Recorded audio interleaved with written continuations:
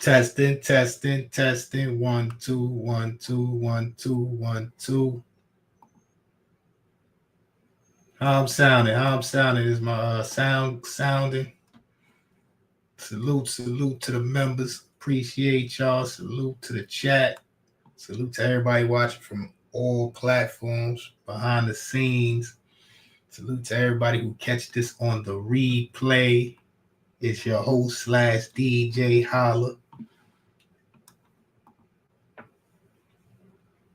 Bobby Ramos. Tiara in the building. Appreciate. What's going on with y'all? We're going to try this again. Salute to everybody who pulled up yesterday. Appreciate y'all. So I seen this come across my timeline. Everybody's talking about this Jimmy Kimmel fired after Charlie Kirk comments.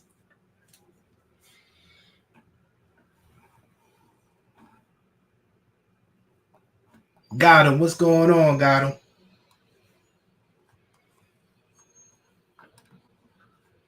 Yeah, so I say, here's something I could cover. You know what I'm saying?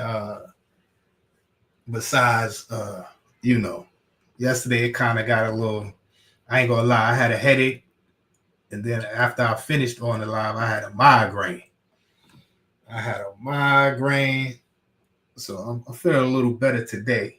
But yeah, boy, I tell you. This social media thing, this internet thing is just, whew. All praises to the Most High, my brother. All praises to the Most High. So I don't know if anybody heard about this. This whole Jimmy Kimmel. I always thought his name was Jimmy Kimmel, but when I was looking it up, it's Jimmy Kimmel. But yeah, man. Let's see. Let's get into it.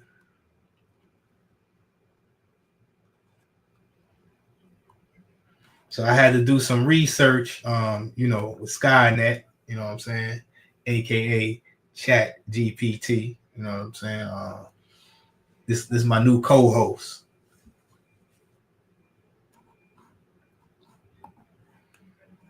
What happened to him is not right. Yeah, well, some people, as the title says, what a thumbnail, freedom of speech versus broadcast regulations. And a lot of people speak about freedom of speech and stuff like that, but these are companies. You know what I'm saying? This is not, you don't have freedom of speech at the workplace. So I don't know if it's right or if it's wrong, but if it's bad for business, that's the bottom line,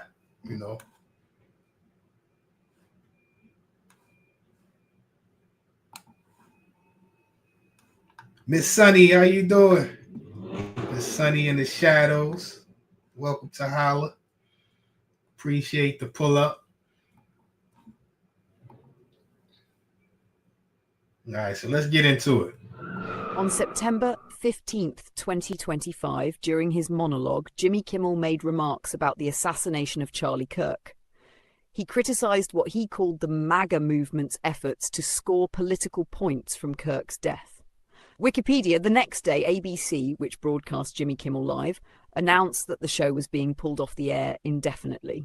Politico, one factor cited in the decision, pressure from the Federal Communications Commission, F.C.C., particularly its chair Brendan Carr, who said Kimmel's comments could violate the public interest standard required of broadcasters, and that they might consider holding Kimmel, ABC, and Disney accountable.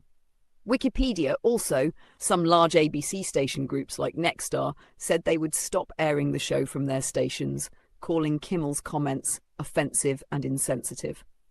Politico, what's being claimed? Donald Trump has said Kimmel was effectively fired for lack of talent and bad ratings, blaming both his comments and the show's audience numbers. People.com, media outlets note that ABC has not officially used the word fired, but rather indefinitely suspended the show.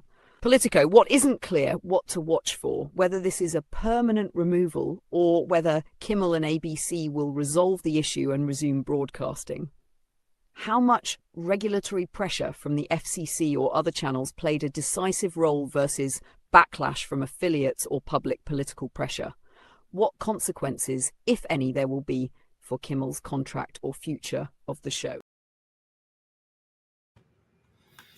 So as you see, I don't think he's fired, but I'm not sure if they bringing the show back. Miss Tang is in the building. Pamela Gasson, welcome to the show.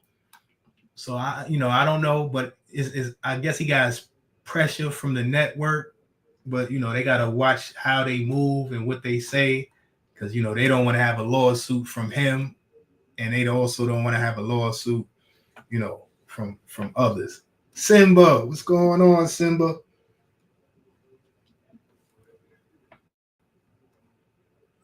So I don't know. They say he's suspended.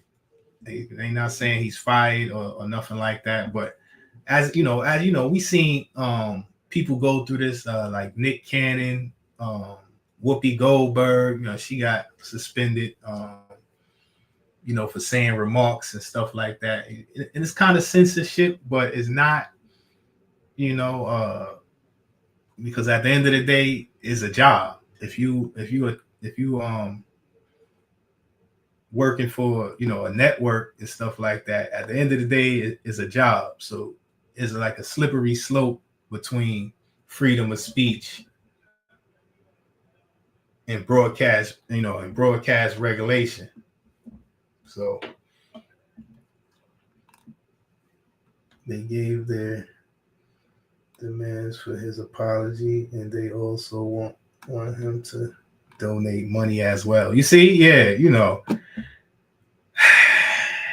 So I don't know. So what did he say? Did he give an answer about the apology? Did he apologize, or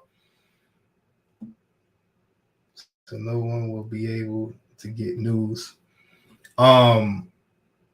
I mean, not from his show, unless they gonna, remember what they did to Wendy Williams' show? I think they made somebody else the host of the show.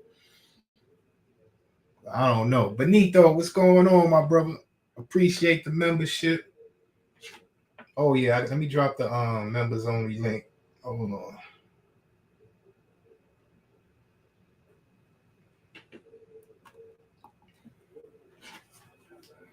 Give me 1 second. Give me 1 second.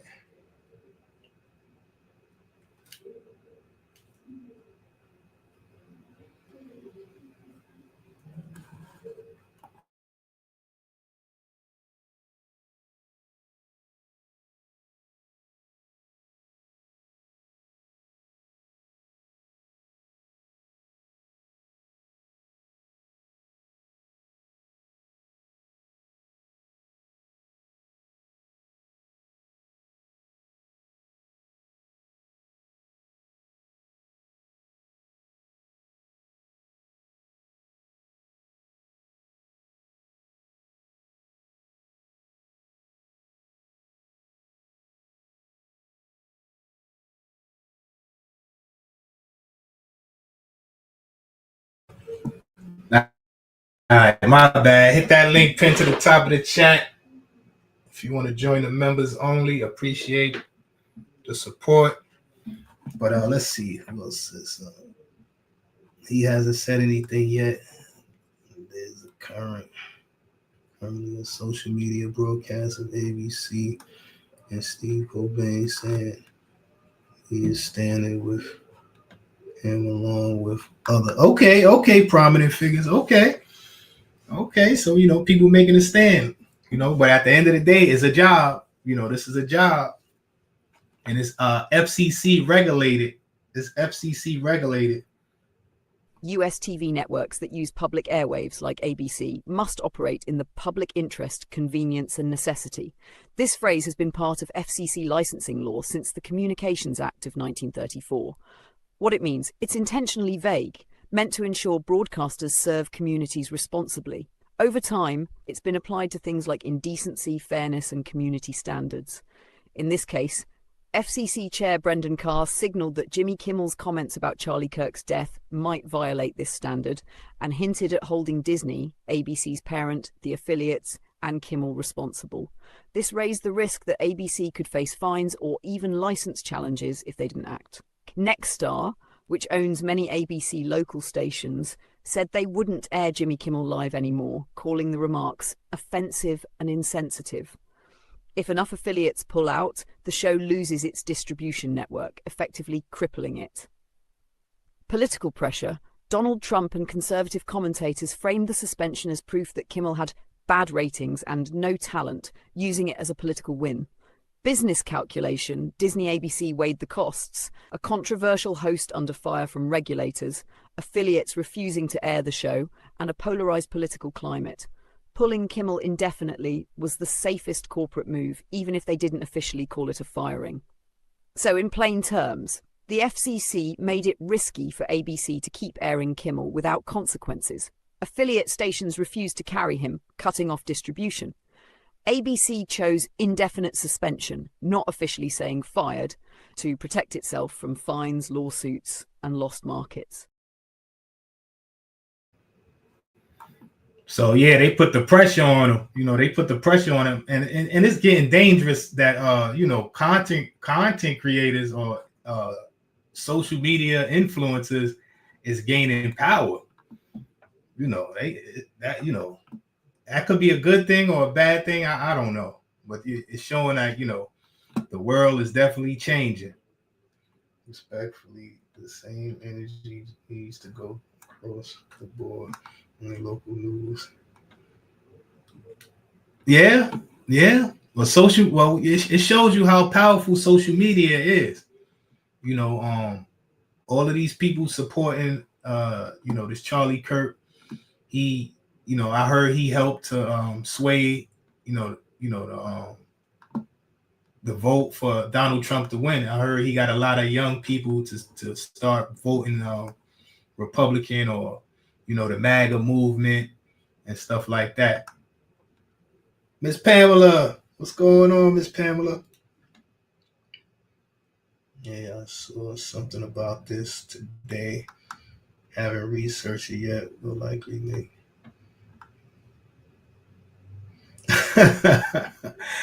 Yeah, yeah. I mean, I don't know too much about this. But as I said, the world has changed. The world is changing. It's the changing of the guard.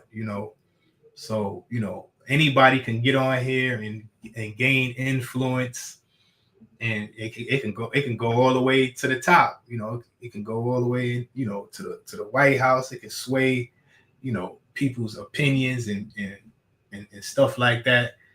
And in the wrong hands, that could be dangerous, but in the right hands, it could be a good thing. You know, but this is not. I don't think this is the right hands, but that's just my opinion. So if Jimmy was fired for that, why they didn't fire the Fox News guy that said homeless people should be unalive until they. Well, like I'm saying, I don't think it's about what he said. I think it's about who he said it about. Like I said, this person has political. He got a lot of friends in high places. And I don't think they fired him. I don't think they could use that. Like as you heard, they didn't use that language. He's suspended indefinitely. I guess into further notice or whatever. Or like you said, he apologize or donates money. That sounds like a shakedown to me. But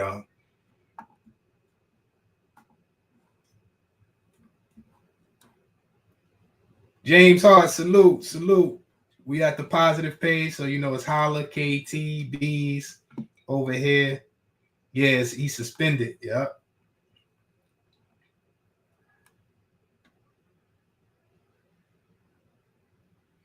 Yeah. And this is very polarized, but on lower levels, and this is what I'm saying, like on lower levels, a lot of us have been conditioned to we getting desensitized to tragedies and people losing their lives and stuff like that.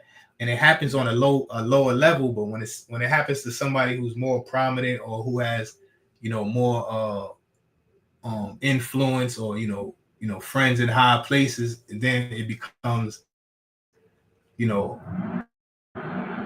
a tragedy and stuff like that. But this been going on for the longest. A lot of people has lost their lives over the years on here or faced tragedy, and they was being disrespected or ridiculed or this and that. So it depends on who you are, man. Like everything else, it depends on who you are, like everything else. And I don't think even YouTube is biased sometimes. You feel me? But a lot of people come on here and they say things, and they say and they hide behind freedom of speech, but when it suits them, now people are coming out, they're saying disrespectful things. They have opinions that might not be the norm, or and people say a lot of things that may offend people. Some things offend some people, some things don't offend other people. So when people say offensive things to certain people, they hide behind freedom of speech. It's freedom of speech. I can say this, I can say that. But then when it happens to them, they want to, it's slander, it's hate speech, it's this, it's that. Calico, what's going on, my brother? Welcome to my serious page. So I tell people, this is a business when it comes to network TV, when it comes to YouTube, radio. A lot of these people, we do have our freedom of speech. You can go outside and say whatever you want to say, but when you're in somebody's place of business or establishment, you really don't have you really don't have freedom of speech. You feel what I'm saying? So it's freedom of speech versus broadcast regulations, and they put the pressure on Jimmy Kimmel. He tried to exercise his freedom of speech, but once they start talking about lawsuits and stuff like that, at the end of the day, it's about that dollar.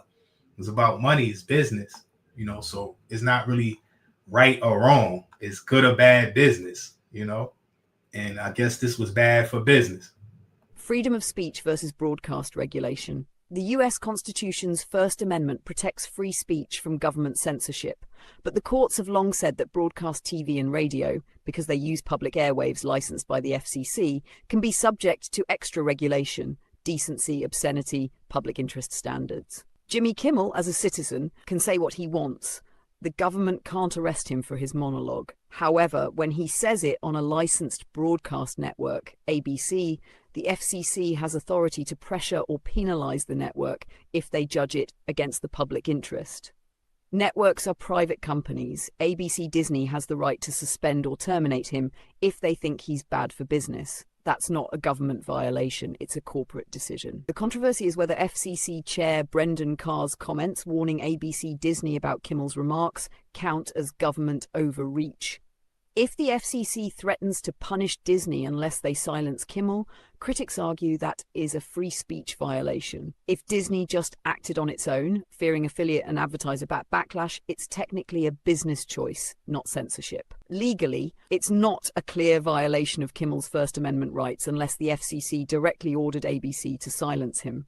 Practically, the F.C.C's warnings plus political and affiliate pressure created an environment where Disney likely felt it had to suspend him, which many free speech advocates call soft censorship. And that's scary. Money talk, money and power talk. So if you don't have the money to, get, legal counsel or to sue and all that, people is going to do whatever they're going to do. Yeah, hurt people, Miss Pamela. That's the truth. There's a lot of people hurt in this world, and now they have an outlet to get on here and find other people that's hurt, so they can trauma bond and hate bond, and like I said, man, this social media thing is a gift and a curse. It's a gift and a curse, and I've seen it do more harm than good. But there's always a chance, for this to turn around. Sometimes people get tired of certain things, and then it's like sometimes you gotta hit rock bottom in order to try to pick yourself up.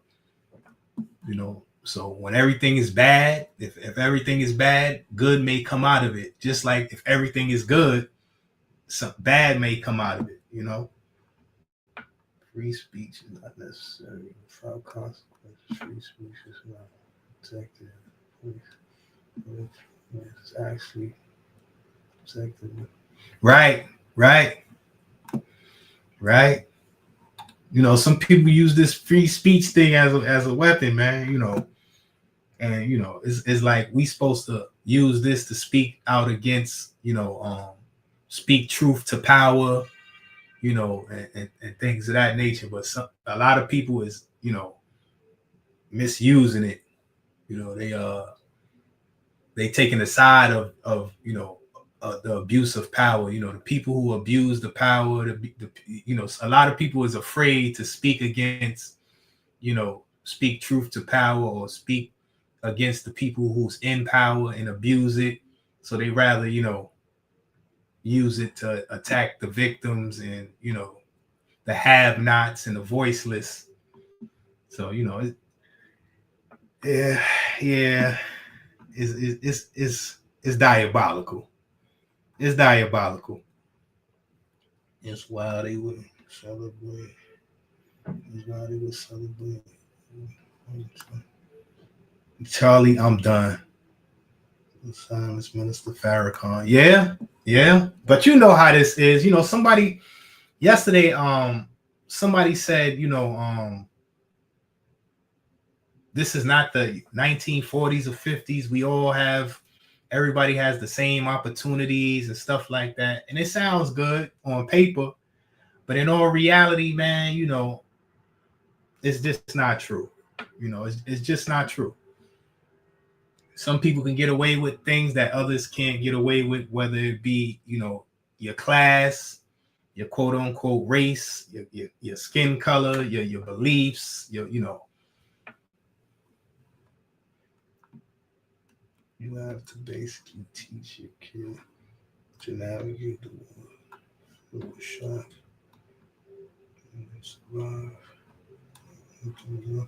Yeah, yeah, and that's 100% true.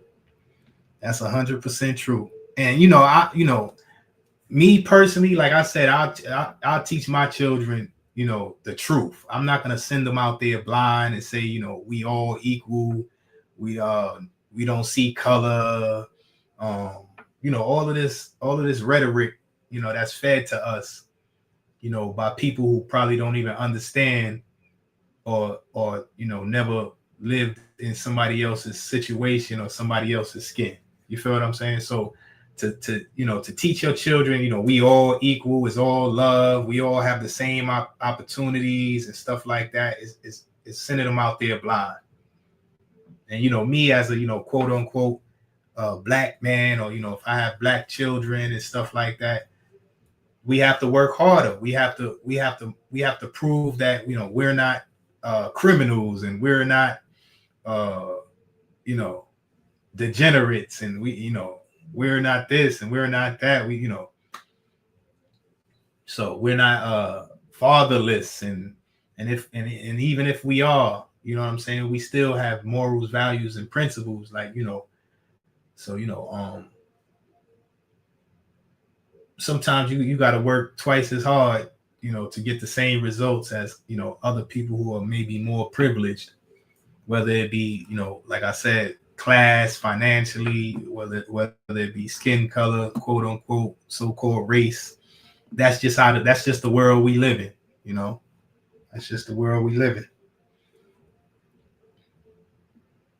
Simple. That's you driving a car to get to it. Yeah. Yeah, even when you get on a job, like me personally, I grew up in a certain environment. I speak a certain way, I have certain mannerisms, and I have a past, but it's people like me who speak like me and have mannerisms like me that never had got into any type of trouble. They work, they try to become model citizens, tax-paying citizens. It's just the environment they grew up in.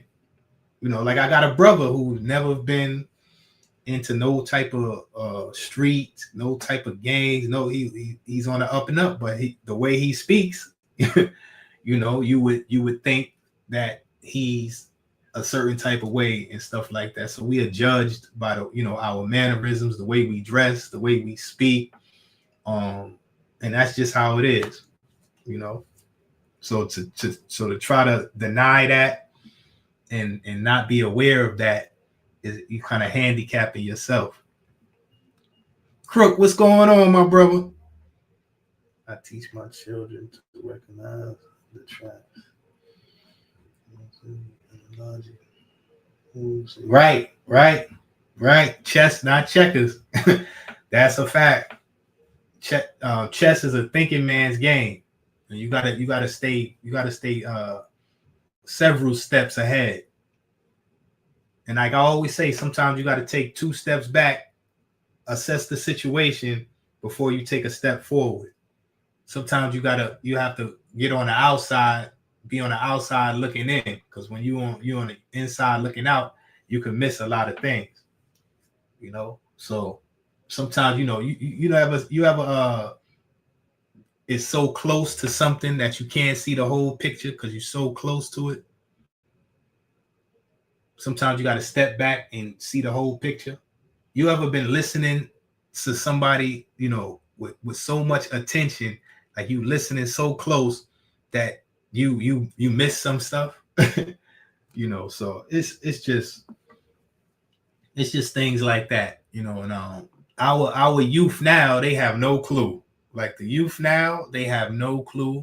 They just want to get out there, be lit, get rich, and people will do anything to be popular. Sometimes it's not even about money. It's just about attention and clout and popularity. Some people will do anything for clout. And it's sad, you know, this we can be heading back into slavery, you know. We already mentally enslaved, we already programmed, but when people start taking material things and superficial things over humanity and morals and values and principles, that's how people get bought and sold with no empathy and no sympathy. And that's how things, you know, sometimes we look in the past and we like, how could they allow things like this to happen? Why nobody stood up and said anything?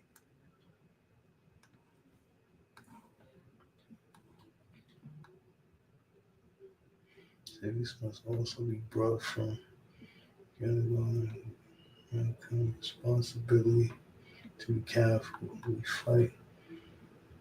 We win today, we lose tomorrow. That's a fact. That's a fact. And a lot of these young kids, they're being coddled, and they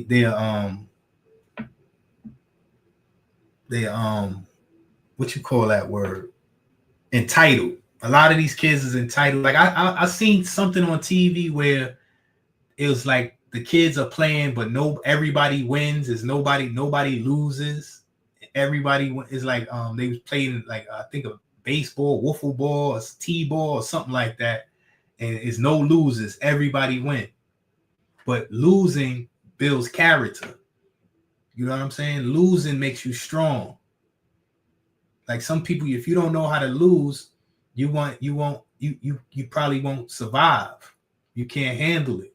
You know, I love to lose. You know, I take losses and I turn them into lessons. If you win all the time and you won't even be able to lose, you won't be able to take it. You know, so I love to lose. I learn a lot. I love when I'm down and I don't have. You see who your real friends are. You see who's really there for you. You know.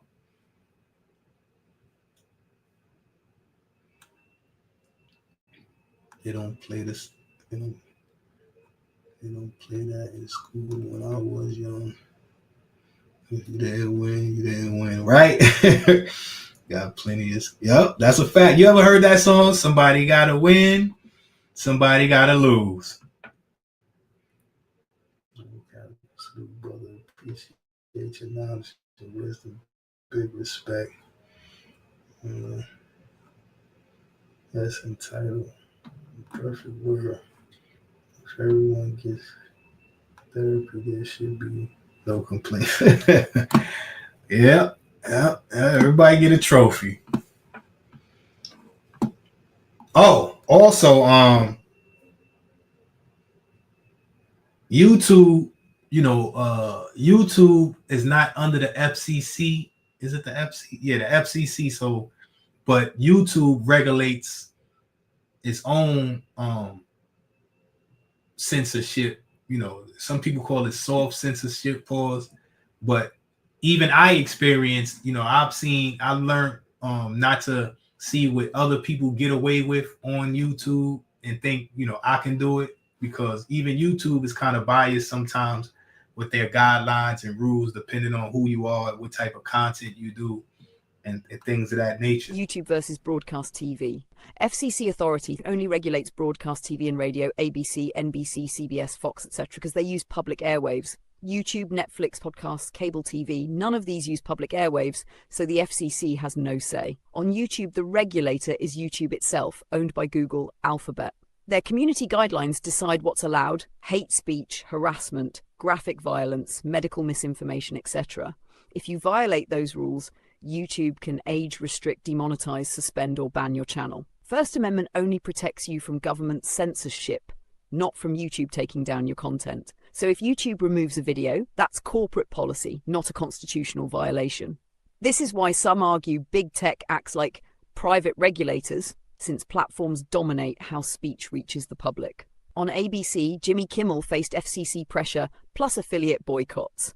On YouTube, A creator only faces platform rules, advertiser pressure, but not government broadcast standards.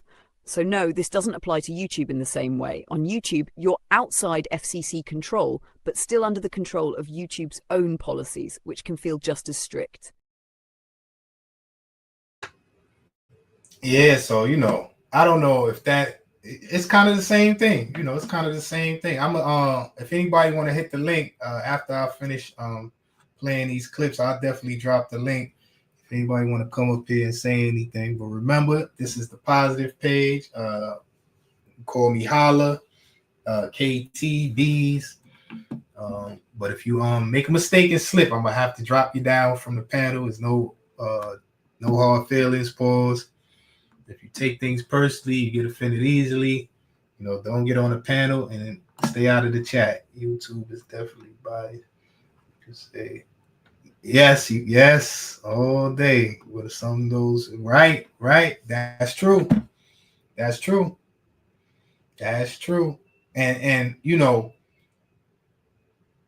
people use that as freedom of speech, the N-word. It's my freedom of speech, I can say, but even if it's offensive to certain people. Now, some people feel like, that's not your word. You shouldn't be able, like, say, FBAs or American, black people from here and all of that, foundational Negroes, whatever you want to call us, they feel like, how could you say it and we can't say it? But, it's a whole history that comes along with that. We turned that into a word of endearment for us, not for everybody else, because we was the ones who was getting torn down with that word. That word was used to denigrate us and degrade us and all of that. So we made that a word for us to uplift us, not for everybody else. But we can't tell people what words to use. It is freedom of speech, but it's a respect thing. Like the B word with ladies. Some ladies call each other, that's my B, that's my B. But if a man says it, or if someone who not from their circle says it, they take it as an insult. So you don't have to not say these words, but out of respect, for someone's culture or heritage or things like that, some people do that because it's words in everybody's culture that's offensive, and these people might use it. Even in the LTG culture, they call each other the F word. They call each other this, they call each other that. But if we do it, it's a problem. So it's always a double standard, especially when it comes to Negro, foundational Negroes or foundational Black Americans or whatever you want to call it. The country was built on a double standard. We were once segregated. So it's always been like that, And as I was saying yesterday in the live, some of these people are still alive from segregation and Jim Crow. And people say, oh, the country is not racist no more. It's systemic racism, and it's also racist people, because the same people who was racist back then, and some of them are still alive, and they pass that on to their children. So I don't know. I don't understand how people think it's gonna just disappear. It sound good, but so when people come up here and say, this is not a racist country, people are not racist, this it's not true. And when people say, oh, we shouldn't see color and all of that, instead of saying we shouldn't see color, try to protest or have them take black and white off of job applications, off of birth certificates, off of the census. If we don't see color, why are we still identified by color?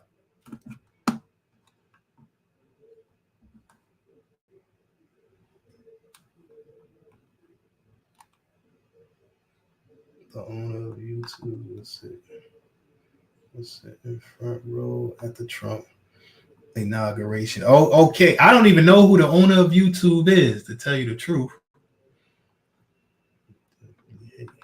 There's definitely The definition of hate speech should definitely be clear. I'm having a great day. Yeah, well, on YouTube, I don't know. I got hit with hate speech before because I was trying to expose someone who was saying the N word. I was trying to expose it, with the ER, and they hit me for hate speech. I tried to write to YouTube and explain, listen, I'm black. I was just trying to expose. And then I see the same content on other people's platforms, and it don't got no strike is up there. And I see it on some people who are white. I see it on their platforms, and they didn't get hit for hate speech and all that. So, I don't know. Sometimes YouTube pick and choose. I don't know if it's the the AI. I don't know. I don't know what it is.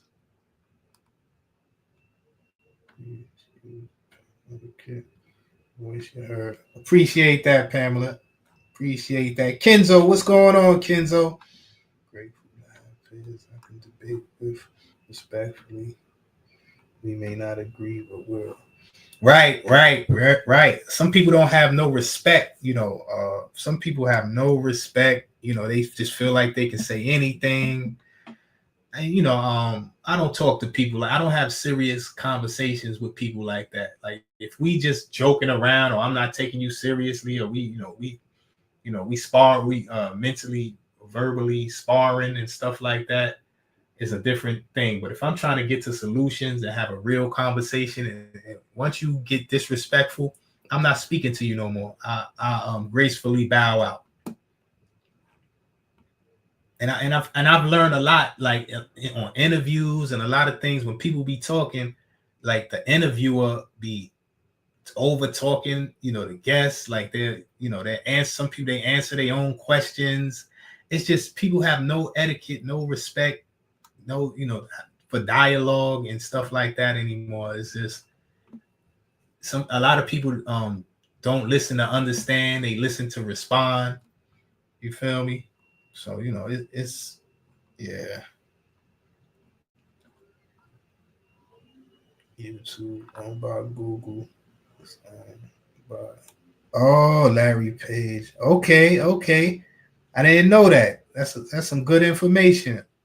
Yeah, let me throw that on the screen so I can go back to that. Yeah, I didn't know that. Zad, what's going on, Zad? Appreciate you, Zad.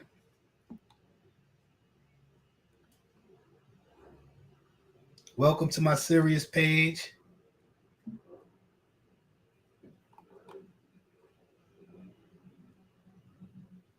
Yeah, so as I said, YouTube, with the monetization, YouTube monetization, I almost got demonetized over here. And it's like I said, I done seen other channels do what they try to demonetize me for. And so now, like I said, YouTube can be biased. They can pick and choose. You never know. So I don't look at other channels and see what they do to, for me to see what I can do. I do what I do, and hopefully YouTube let me rock. You know what I'm saying? But you never know.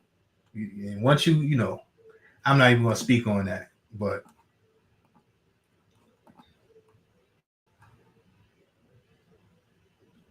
how YouTube's monetization rules act like F.C.C. censorship. The F.C.C. uses the public interest standard to police broadcast TV, ABC, NBC, etc.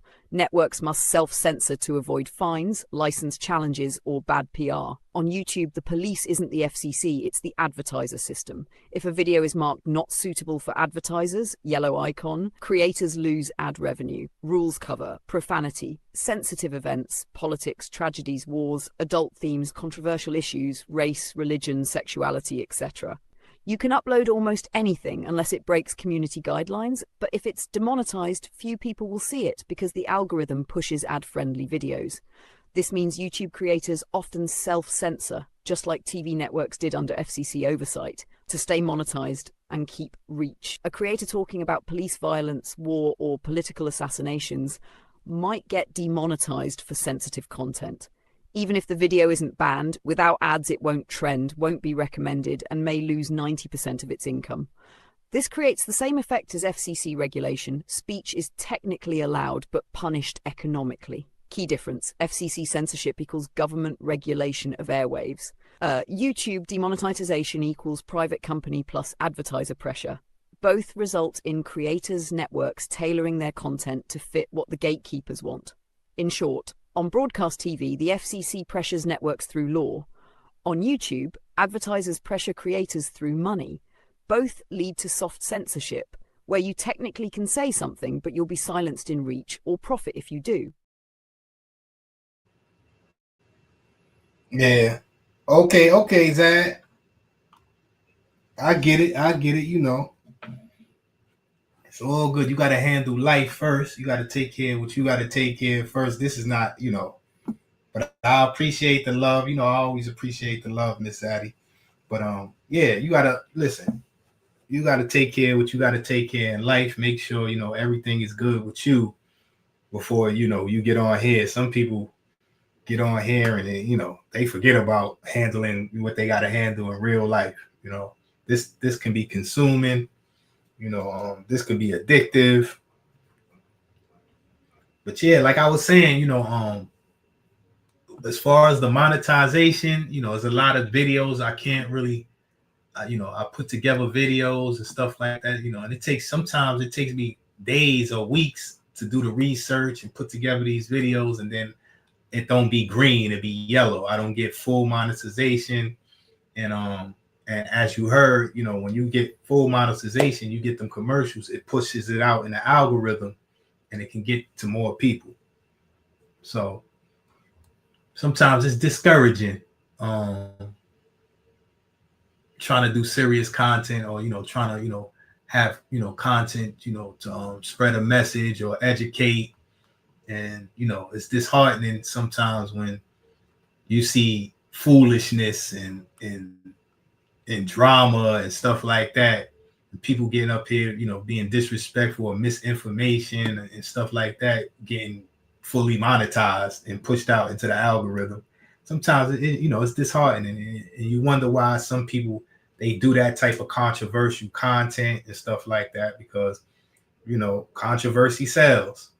So sometimes you don't even know if people are really feel like that, or they're just going with the algorithm. They just they going with what's trending. So sometimes you don't even know how people really feel about things on here. That's why I say this is not real. This is entertainment. So even if you have a message, or you trying to get something out there, if it's not popular, if it's not going to bring in the views, if it's not going to bring in the revenue, people is not going to, they're not going to promote it. They're not going to play it on their show. So, I hear a lot of people speak about, oh, we need to have more positive content. We need to bring up the people who's doing positive things and all of that. But if it's not going to bring the subs and the views and the clout and the attention, people going to go with the controversy. They're going to go with the foolishness.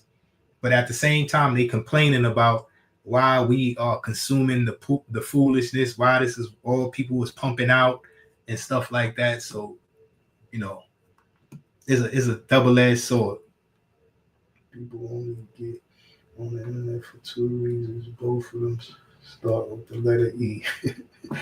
Yeah, either here for entertainment or education. That, man, in a perfect world, Calico, that would be right on, spot on. But I think a lot of people get on here for foolishness, and I don't know if it's the majority of people. Maybe it's just where I'm at. Maybe I need to expand more into different places and stuff like that. But from what I see, even all the way up to the president, look what's going on here. To celebrities, to movie stars, everybody is participating in the T word. I don't like to say the T word over here, but for those who know, they know. Remember your training. You know what I'm saying? But I see everybody is participating in the T word. Like everybody is, just trying to get them views. They trying to go viral.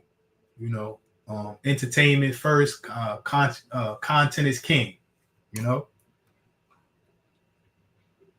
the foolishness is entertainment to some. You are right. You know what, Calico? I'll take that back. You are 100% right. You are 100% right. I'll take that back. Everyone loves the Coliseum until they are the gladiators. That is 100% crook. Well, I'm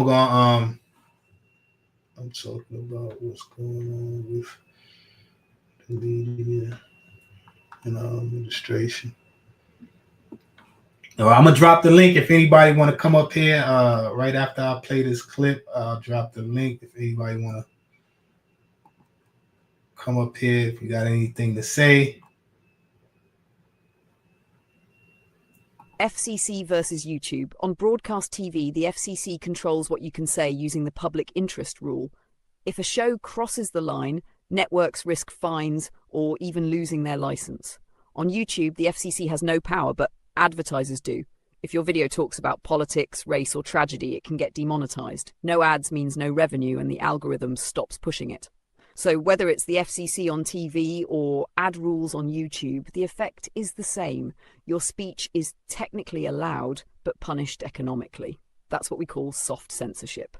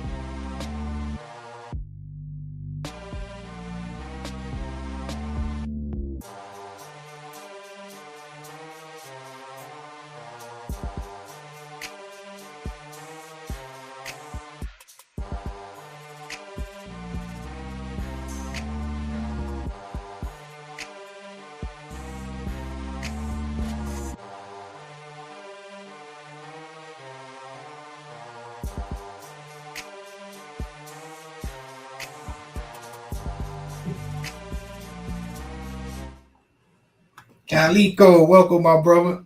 Salute, salute, salute. What's happening with KT, man? Salute to my brethren. What's going on, my brother? What's going on? Listen, you are absolutely right. Entertainment, you are absolutely right. I didn't even look at it like that. Come on, man. When have you ever seen a kingdom without a court gesture? That is true. That is true. No, it's just a matter of what you choose to be entertained by. That's right. But right. you have people who that are so full of shit. Watch the language. Watch the language. You know, I'm monetized over here. Okay, well, you have people that's so full of bull that my entertainment comes from the fact that they really trick themselves into believing that other people can't detect their bull. Right. That's entertainment to me. That's why the one who's at the helm of this country is one of the most entertaining people to me in that respect. Right. You have people on here who will use phrases, words, and things of that nature without even understanding the language or the meaning of the language that they speak. Like, I'll give you an example. You have people who will clad themselves down in Confederate attire and claim to be patriotic. Well, the Confederacy was America's enemy. And then they would argue that, well, this is part of my heritage. Okay. Well, let's examine your excuse, because to be a great BS detector, you definitely have to know the difference between the reason and the excuse. They're not the same. So the excuse that they use of saying that this is my heritage, when the root base word of heritage is heir, one who has received something that has been passed down to them. So if what was passed down from the Confederate States of America and what they stood for and what they fought for, and then generations later, this is what you choose to represent, how is it not to be looked at in that respect? I mean, come on, man. Do you not, when you say this is my heritage, what you're really professing is that you are fighting, even though it may be a silent fight, even though it may not be a fight of aggression, as far as physically taking up arms, you are still supporting the enemy of America. You have the person who is at the helm of this country, who, when it came to what was going on in LA and the protest against the ICE agents out there, who got up in front of the cameras and said, it's disrespectful for you to fly another country's flag in America. If you're proud of that, then go back to that. When these Mexican Americans were flying the Mexican flag, but yet I didn't see none of that same speech for when, I mean, I could take plenty of examples, but let's take one that's more in a recent memory. What happened out in Ohio, right there on that overpass. I don't think those people who were flying the flag of America's enemy, Nazis killed Americans in World War II. Yet and still, that's a flag of another country being flown. And according to the person who's at the helm of the country, it's disrespectful for you to fly another flag. It's unpatriotic for you to fly another flag, unless it's something that I kind of agree with. And I mean, granted that the leader of this country, bloodline, his lineage goes back to Germany. Wow. That's convenient. As far as, again, a reason and the excuse, I definitely know the difference. So until I start seeing it practiced equally, don't expect me to be any less biased as you. I believe it's biased for no reason, just like it's biased by right. If you had, and I love to use this analogy. Let's think back for a minute to the slavery times, and you on a plantation, and you got a guy that's on this plantation. He has to come out and he gets 20 lashes every day, not because he did anything wrong, but just so the master exerts his power over this slave to let him know who's in charge. So every day you come out and get your 20 lashes before you get in the cotton field. But one day when you in the middle of getting your 20 lashes, the overseer happens to drop the whip. Now, if this slave picks up this whip, should he give it back to the overseer so he can continue lashing him, or should he practice everything that the overseer taught him? I think it was Chuck D that said one love. Who said it? I know Houdini said it. The haters taught hate. That's why we're gang banging. Wow. So do not talk to me. Please do not talk to me about black on black crime until you acknowledge white on white crime. Do not talk to me about it until you until I see a white person refer to another white person as a European American. Don't call me an African American. Why is it that every other race in this country except Europeans have a hyphen before American? Wow. He's an Asian American.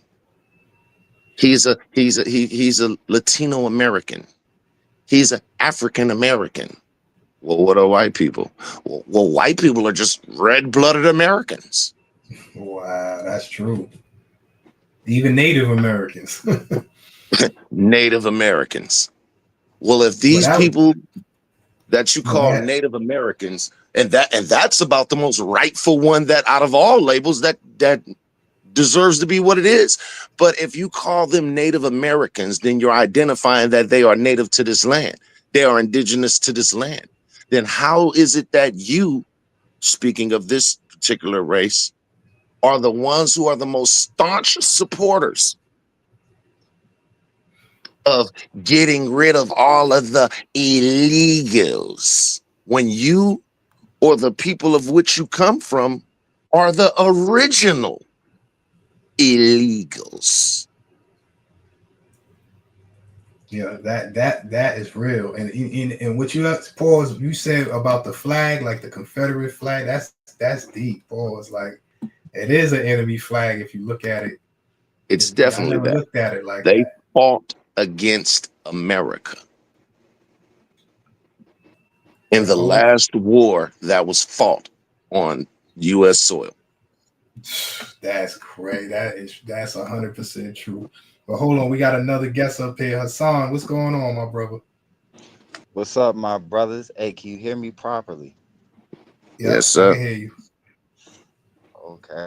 Yeah, another good day, another day to be blessed. But I kind of wanted to say a few things regarding the topic, but also regarding what this brother just said. He gave that analogy of, with the, let's just say, the slave owner and the slave, right? Mhm. Well, I would even go as far to say is this, just to give another perspective, that let's say that slave goes out and gets 20 lashings every day, and one day he goes out there in the morning or whatever, and in the midst of those lashings, the, let's say, massa drops the whip. Well, let's be Mhm. honest and let's be realistic. If massa drops the whip, that slave is not going to be able to pick it up and do the same thing, or even whip massa. Why? Because most likely that slave is bound to something. So that slave is not even going to be able to pick that up. So if we think about that in modern times, like today, the enforcers or whoever we blaming something on might drop the ball at some point, but you'll never have the opportunity ever to be in the same position as them. You might I have wouldn't. a you might I'm sorry. have a you might have a position that might even be similar, but you'll never be able to, like, yeah, you could go and say, like, back in the day they said, well, black people owned slaves too. Yeah, but they still was not that white man, right? They still was not that white man of the time who could have said, hey, look, we tired of you whipping these black slaves, get back over there and we're gonna whoop your black tail, right? That person cannot, so the transition does not occur. Like, the transition of power does not really occur, like, that's why I say that slave will never be able to pick up that whip and practice the same or do something differently. Like, they'll never be able to pick up that whip, right? If master drops it in the midst of whipping, they'll never be able to whip massa back. You know what I'm saying? Because that slave is bound. That person is bound by something. And in this day and age, what are we bound by if you go by it? The Constitution.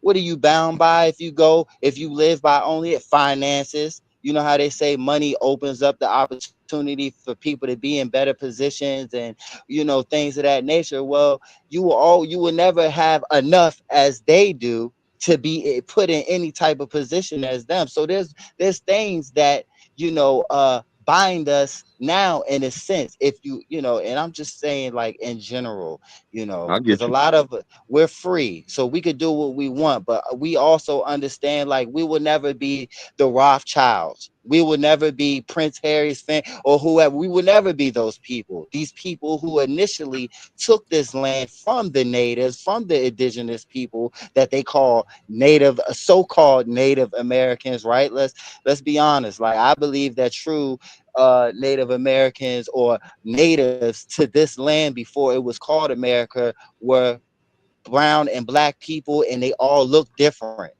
To be honest with you, I don't believe we all came from Africa. Like, and that's, I don't believe that at all. You know what I'm saying? And to go on to, I just think, Jimmy Kimmel, I don't really watch the guy, to be honest, because I look at a Well, lot of wait, the hold. little.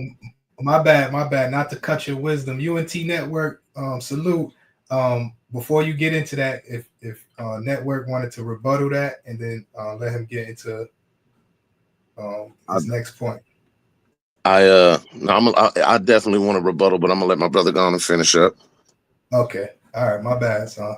That's good.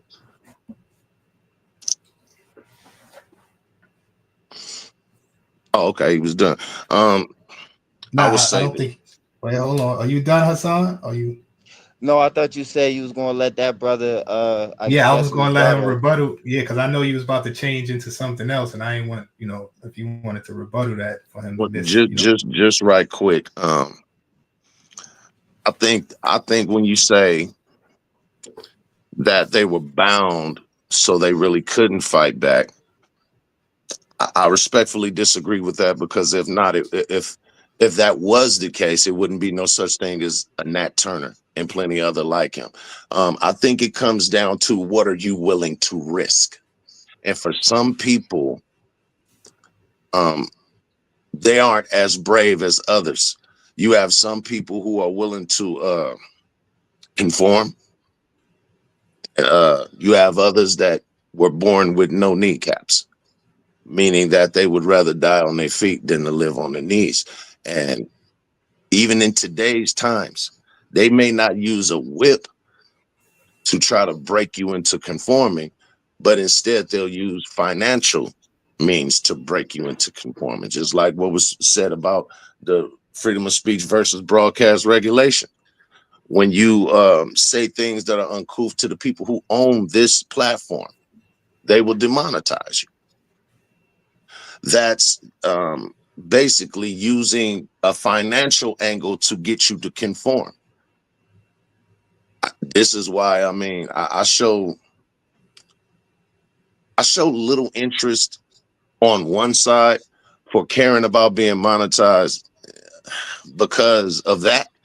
But then on the other side of the game is I know that I can edit my words and my passion, not to conform to them, but in order to reach a broader audience. And I've been toying with that in my mind back and forth on which route I really want to go on it, because the last thing that I want to do is to be monetized for nothing. right. So, Hassan, you can rebuttal and then get to your next point if you want, or you could just move on to your next point. Real quick, just to speak on that. And okay, I get the Nat Turner comparison, but that's not really what I'm saying, because choosing to rebel is different. And what I mean by rebel, I mean by, like, yo, the brother did what he felt was necessary, but rebel according to those people's, their what they expected from us, basically. But my I say that's not really, you know that's not really a good comparison, because I'm talking about in the literal, in the midst of a slave actually getting whipped. They are binded to something, meaning they are chained or roped to something, to where they cannot physically pick up that whip. Now, let's say after the lashing, right, master picks it back up and continues to whip them. Now, after they're unbounded by, to a tree or a stump or a stone or whatever pole, they can rebel at that point. But I was talking about at that exact point, a Mhm. slave would not be able to pick up that whip and start whipping master back. So in comparison to this day and age, okay, we hear people say this, that, and the third, but how many people have actually picked up their whip, right, and went to those same people who are whipping them and whipped them in return? So what I mean by that is, when we talk about police brutality, and let's just say white officers who kill black people, how come no black people are going out there and returning the favor? And I'm talking in code just for respect Right. but how come there's none that are going to judges' houses?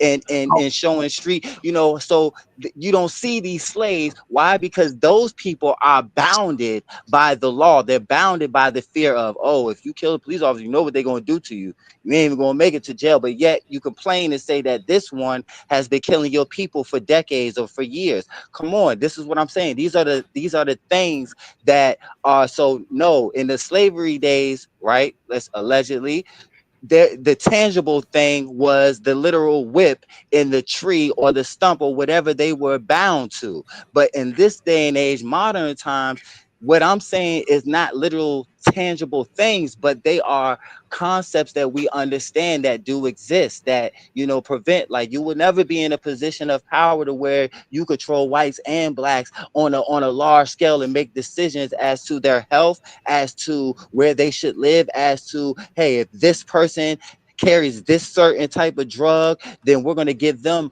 more time, and we're going to actually, because they're this color, we're going to go above their guidelines. Like, we would never be in positions like and when I say we, I mean me, you, Brown. Also, we would never be those elites who pretty much dictate all of this stuff, right? And just to speak on Jimmy Kimmel real quick, I just think he's a puppet. I think he's control opposition, just like a lot of those late night shows. You know what I'm saying? They're put in place there to basically, I said, manipulate and deceive the masses, to coerce the masses to accept or believe, or to pretty much control their mental and manipulate their mental. It's like a trance. That's what they're here for. And they dress it up as entertainment and late night comedy, or slash politics and stuff. But I think, like, he's control opposition. They knew what he was going to say before he stepped on that stage. Like, come on now, he's been Jimmy Kimmel for how long? They knew what that was part of their script. That was part of the elitist script. So that it looks like, oh, just like, what was that other dude who was on a news station and he was speaking out about a lot of stuff, and then, like, he got fired and he started his own truther type, podcast, Carson or whatever. They're all the same. They're all employed and paid by these very same elitists that control and dictate everything on a large scale. And I conclude. Well, I'll say this. Wait, hold on, Calico. Go I'll ahead, say go this ahead. before you rebuttal. Wild Country is in the building. Salute 1609. I see you now. As far as you saying, it was the one police officer. He was an ex-cop, and he was like, the police is racist and stuff like that. And he went on like a kind of a spree, and people start calling him some type. They take it negative. They looked at it as negative, but he went around and he was trying to say, the department is racist, and he kind of went on like a revenge spree, and people was calling him, all types of, if you know what I mean. Do y'all recall that? Yeah, all right. So I just wanted to say that. Go ahead, Calico. No, I definitely can agree with some parts of what Hassan is saying, man. And it has to be a fight on more than one front. And for that, I understand and agree. It's like everything can't be controlled by the military, just like everything can't be controlled by diplomats. It's a time for talking, but when all diplomacy breaks down, you have to have an iron fist that lies up under that satin or that velvet glove. So I understand that. As far as the slave analogy, going back to that, I ask myself, who outnumbers who on that plantation? So when you look at how many slaves it is versus how big this family is, it's more than likely definitely more slaves on a plantation, especially a bigger one than it is people who actually own the plantation. It then goes back to, what are you willing to sacrifice? It was a song by Dr. Dre on the Chronic called Little Ghetto Boy, and he sampled a part on that song that was during the LA riots, when he said, if I have to die today for this little African right here to have a future, I'm a dead, you know what I mean? And that's the mentality that I think a lot of us I ain't gonna say a lot of us should have. I would say that is a mentality that the strongest of us should not mind having, at least some of us, because what happens when your words go unheard? Do you just keep saying we shall overcome? It has to be a mix of both Martin and Malcolm. It has to be a mix of both. I probably during the times of slavery wouldn't be here today continuing my bloodline would have ended, because you would have had to definitely kill me, because I wouldn't have you would have had to get me out of the way, I should say.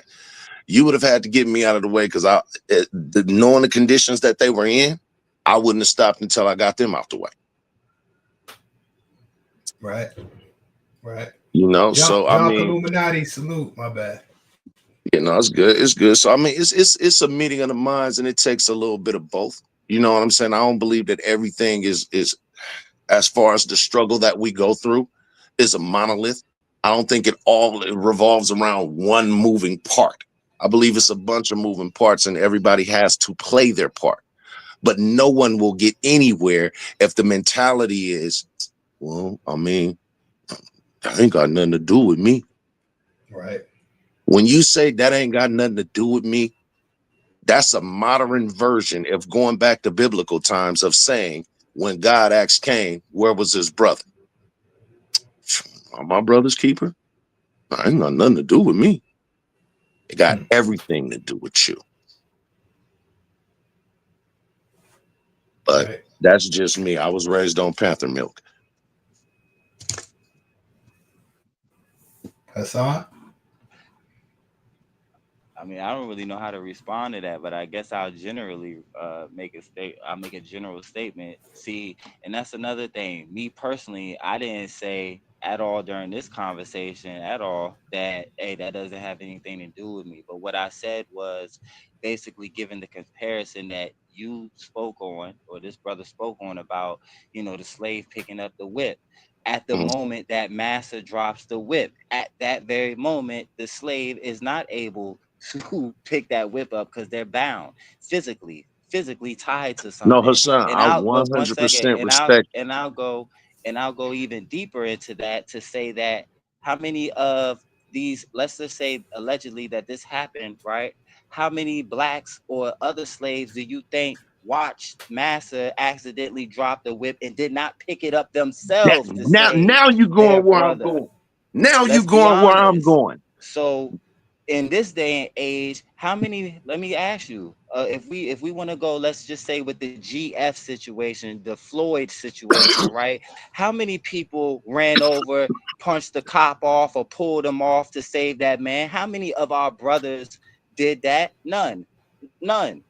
None. And Once that made me again, so none. mad. How many of our brothers have actually stepped up and have, I mean, and I'm not saying that there hasn't been any, but how many have you seen that has been publicized, right? As much as we care about stuff that is publicized and we care about publications and things of, so with the Floyd situation, how many have you seen where us have stuck up for another who was going through the same situation when it comes to these people that we say are doing this to us? None. You don't see none going and, I mean, you might, in KT, I know you gave a point earlier, an example of one, and I'm sure there are many, but what you most likely hear of all the time is no one of ours is really, hey, this judge just sentenced this man for no reason. The evidence showed he was not guilty. There was recantment, there was recants, there was all sorts of things, and that judge still gave him life. And everyone goes home. They don't go to the judge's house. They don't disrupt the judge's peace, but you'll let an officer come and disrupt the peace at your home for no reason. You'll let an officer come do certain, and this is what I'm saying. You don't see these type of counter reactions to what's going Facts. on in the world. You don't see that. So to say that, a slave, first off, they physically wasn't able to just say, all right, you didn't drop the whip now, because I'm sure if they wasn't bound, they would have attacked massa while he had the whip in their hand trying to whip them. That was the whole point of massa tying them up, because they knew that slave was not just going, I'm gonna hold this tree, these two branches, and just let you whip me. No, naturally, your body is not going to let you do that. Your body is going to try to get up out of there, whether attack master or run. They were physically bound. So in this day and age, there are certain things that might not physically bind us, right? But some people believe that there are certain things put in place that is a monolith on there, like that's weighing them down in life, right?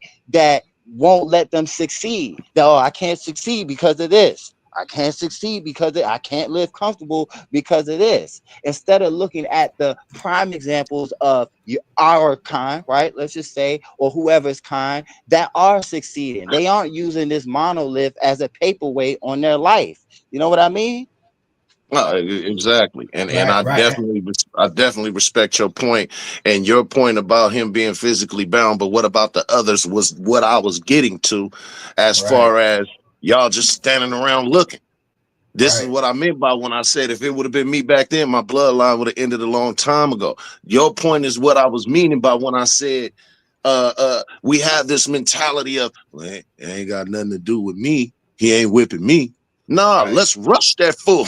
You know what I'm Right, saying? and that's what I'm saying. I don't think we was disagreeing with you because my point was somebody did like this ex-officer. He went out and he did that, and people would like talk down on him, and really even our own people, talk down and really they didn't look at him as no hero or standing up. You feel what I'm saying?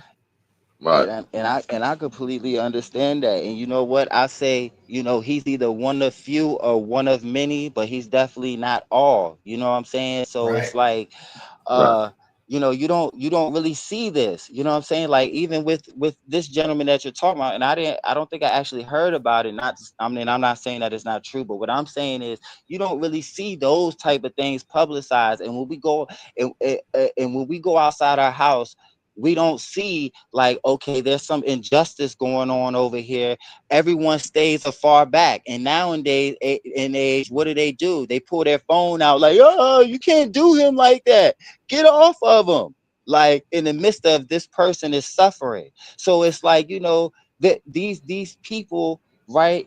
And not all, but there are some people out here who just do what they want because they're in this position that, it promotes that. Like it aids in it. You know what I'm saying? And then you have people like that are us, that exactly, I guess what you're saying, that will sit back and watch this, right? And as you said, we outnumbered them. So even in this day and age, let's just be optimistic. Do we outnumber these people who are supposedly doing these things to us? I would say if you include all minorities, yes, we do. But do you ever see all of us come together? Do you and say, look, we're gonna rush this department, we're gonna rush this, we're gonna take over this, we're gonna go do this. And hey, if there's casualties of whatever transpires, then that's just what it is. No, you don't see that. You see people using the legal documentation that these same people who control you, they set up legal documentation to fight them with. Oh no, okay, you want to fight against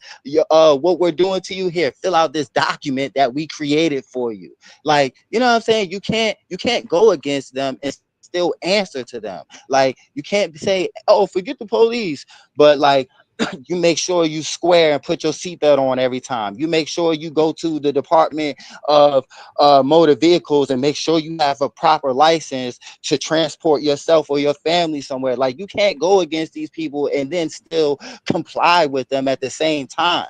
You know what I mean? If you know the system was structured to be against you in the first place. You know what I'm saying? And I never understood that. Like, oh, here come this officer. Man, here he come to fool me. I'm going to show him my license, registration, and proof of insurance, though. That's just like the person who said, oh, when Debo leaves, I'll be talking again. But when he come around, I make sure I answer to him. You can't have this rebellious mentality, but still follow every single law because you're Right. afraid that these people are going to put you away. I mean, let's be right. We honest. agree. We That's when it agree with goes you, back into man. Right, sacrifice. What you right, willing to sacrifice. And to be clear, it's not really a rebuttal that I'm speaking against you, Hassan. If anything, is more just adding on and building to what we're all talking about, because all of us is trying to get to the same destination, Whether it's Right. by plane, train, or automobile, we all trying to get to the same destination. Right. My bad. Maybe when I use the word rebuttal, maybe that's what happened. My bad. I Yeah, chose no, the it's wrong good. word. It's good. Listen, if Chilling. I What's didn't going appreciate on? if I didn't appreciate the conversation that was going on, I would have went back to the bottom floor and exit the building. Right. Well, we got You another know what I'm guest up saying? here. Crook, what's going on, my brother? Crooklyn. What's the word? What's the word, gentlemen? Yo, Salute, brother. greetings. Hey, so per the conversation, and I hear what the brothers are saying. I think it's like we said, chess not checkers, correct? Mm-hmm. And excuse me, I'm washing my hands. We are 13% of the population. At least that's how it's been counted, between 11.9 and 13% of the population. Mm-hmm. As I stated, I'm not quite sure which panel. 13% as it pertains to an overall population, with the might of this nation and their capabilities, is a very small population to quell any resistance or uprising. And even if you were to have, mathematically speaking, uh, let's say 4% of that 13% that felt away and felt actionable, those numbers amount to almost nothing compared to what you're up against in both numbers, technology, resources. They amount to nothing. It's smaller numbers than,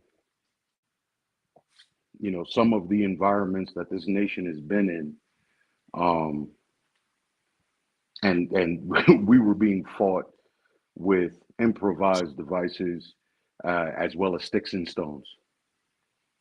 And the only reason that wasn't quelled easily is because of the international outrage that would have ensued if we would have used our might as a nation.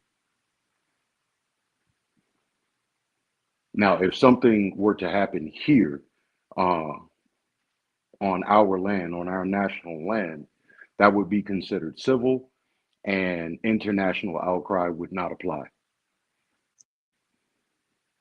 In whatever means our nation took to quell such, what they would view as an uprising,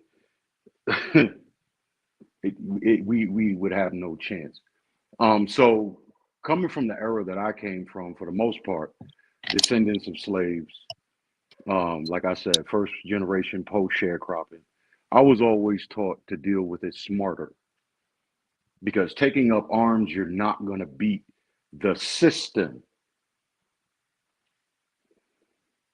as a whole. You won't overcome it.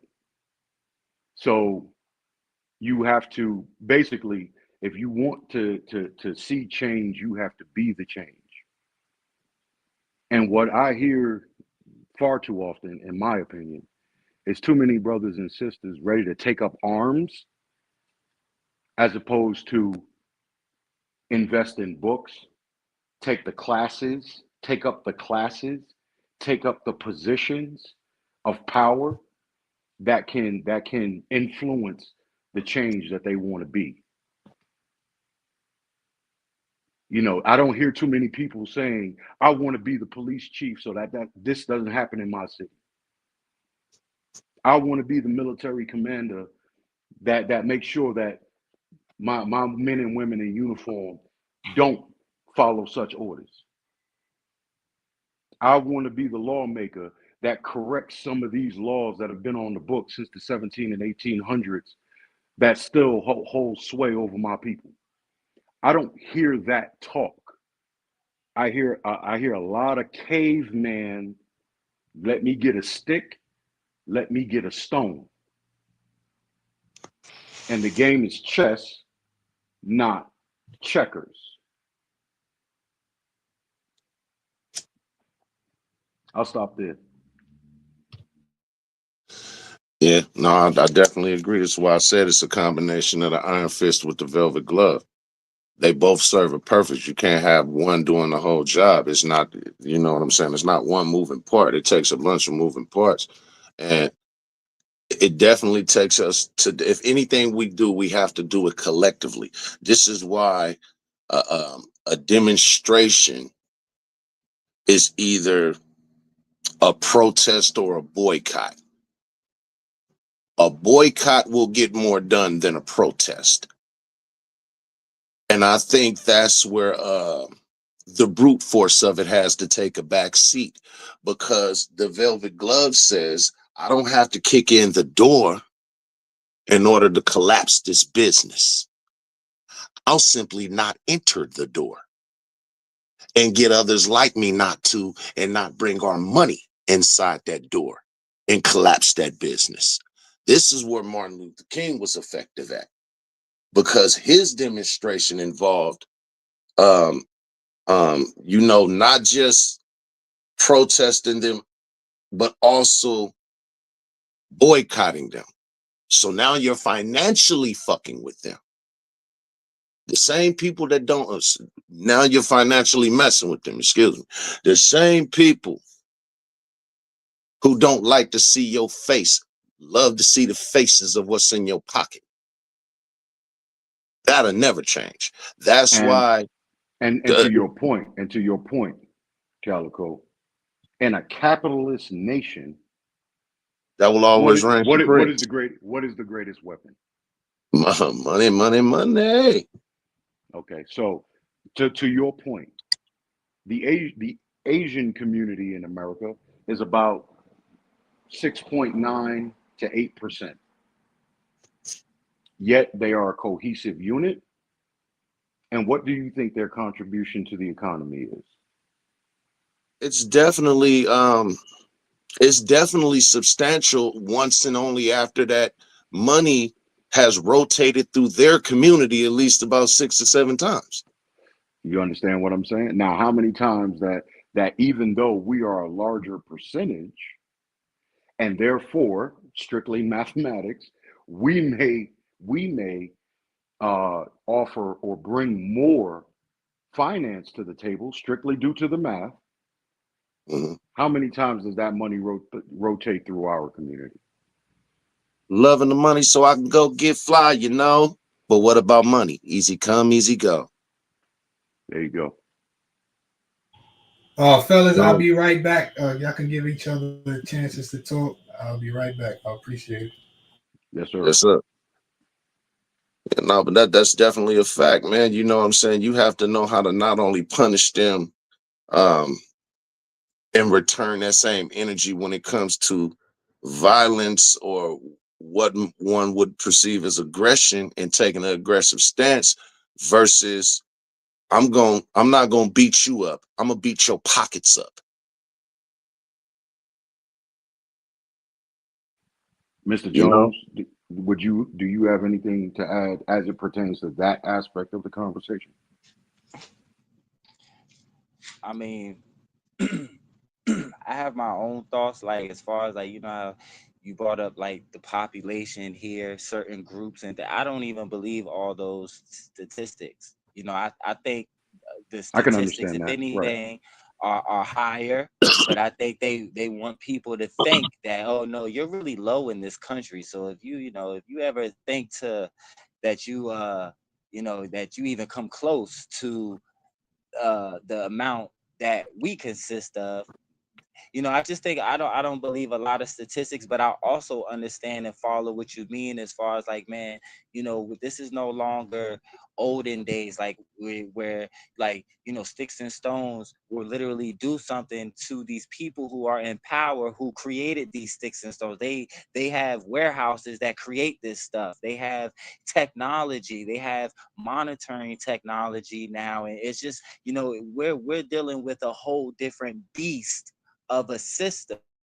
And in reality, it's not just America. It's like all of these countries, right, are in they're all together. they have some sort of cohesion going on. You know what I'm saying? Despite what they show us on the news, like, oh, they're beefing with them. And no, a lot of them are pushing the same narrative on their own land. It's just different faces and different titles on top of it, but it's still the same narrative.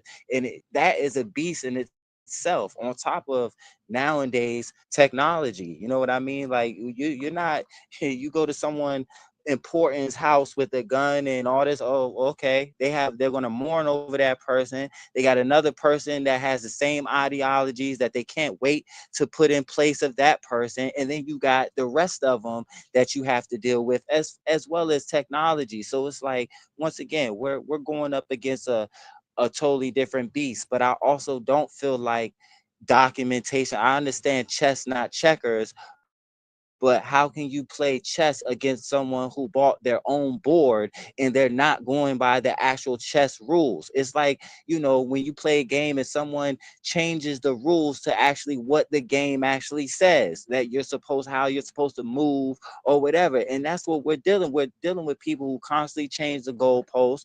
They constantly change standards. They constantly change procedures. They constantly change the policy. They constantly change people's rights. Oh, you have a right to do this. Oh, no, well, actually, no, you don't, if you're considered this, or all sorts of stuff. So it's like, as you said, and what I agree to within my personal life, the best way to go against this system is to not allow yourself to comply to it and answer to their policies, procedures, and all these, to a certain extent. Like, be wise as a serpent, gentle as a dove. Like, I'm not out here trying to blow up no one's houses and all these things, but I'm also not just complying or bowing down to them just because that is something written somewhere. No, I'm going to do what I have to do for me and my family in order for us to navigate through this thing called life. And I'm not going to blame no one for our downfalls or our turmoil, but I'm also not waging war against anyone as well. Because do I have a support? Do any of us have a support where we all are going to come together for the same cause? No, because you don't even see that here, on YouTube. You don't see people coming together for one cause. You don't see it. You might see a few come together, but you don't see a whole come together. So for sure it's not really happening in real life. You see a few or a group and they deal with that concentration of people, but you don't see everyone protesting, boycotting, just not buying from certain companies, not putting money in certain. Now we're not answering to these rent, these interest rates anymore for our mortgage or for our rent rather. Like, no, you see people complaining just like that person at the job, complain about their job every day, talk about how they don't need it for real, but they still showing up on time every day, answering to what their boss expects from them. See, you know what I'm saying? So you will never have any and it's sad to say that, but that's why I agree with you, Crook, when you said personally it's up to each and every one of us personally to go against the system in a way that does not draw let's say attention. You be wise as a serpent, gentle as a dove, knowing that, hey, all your brothers and sisters ain't riding with you. So you got to do what's best for you and your family, for y'all to navigate. And sometimes people might look at that as oh, well, you just standing back and watching Master whip. No, I'm not. I'm just not going to be the stupid one to sit up there and when I know the rest of my brothers are going to watch me, oh, look, he running over to help his dumb tail. Like, no, we help people personally and we encourage and uplift our people. If Master isn't, then we do it. And what I mean by Master is these authority figures and these people who run our lives on a daily basis. Little do you know it or not, or you're conscious of it or you're not. You know what I'm saying? I'm talking about those people as masters, the ones that want to keep people like you and I, because none of us are millionaires, right? They want to keep in check. They want to prevent certain things and things of that nature. Like, we got to circumnavigate through this world on our own and drop this knowledge or maybe wisdom or maybe words of encouragement or on others who are willing to hear it. But I'm not trying to go to some cave and talk to all cavemen who are speaking you know what I'm saying, and tell them, hey, oh, let's go, let's go attack. It's not going to get nowhere. You get what I'm saying?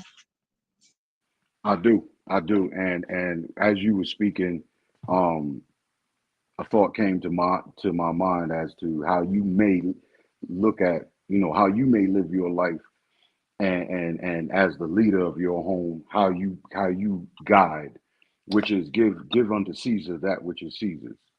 You understand? But for the most part, you unto the Lord is where your giving truly resides. And so I hear that in you.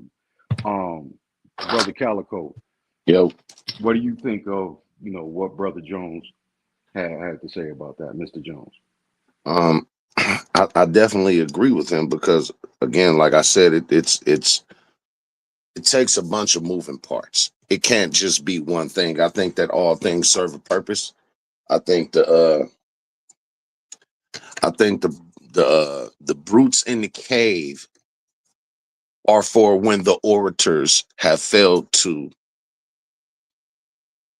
deter even more hostile actions. Like if the hostility is coming from one side to the other and the other is trying to be diplomatic, and the side that they're trying to be diplomatic to is not being rational for diplomacy, then the ones who are the orators have to move out of the way and become part of what the brutes are in order for uh uh, uh if nothing else, self-preservation.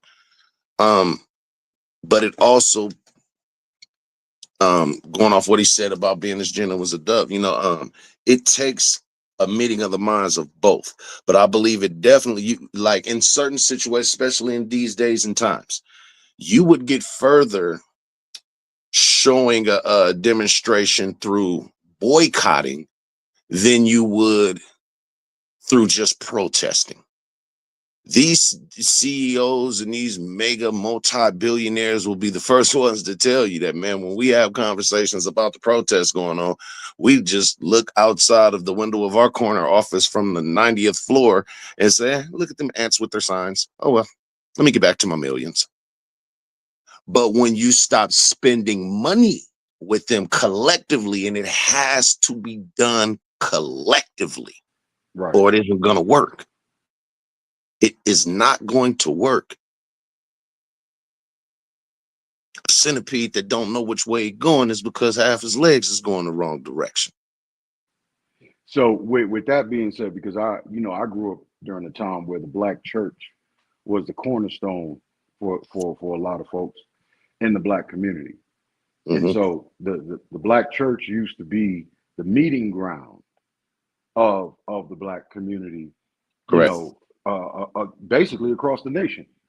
And Correct. so and the same message was for the most part tried to be conveyed across the nation within the black church as it applied to perspectives and actions, especially during the civil rights era, um, in which uh, we were trying to get a specific type of change to take Right. place in the nation as at the on the behalf of our people.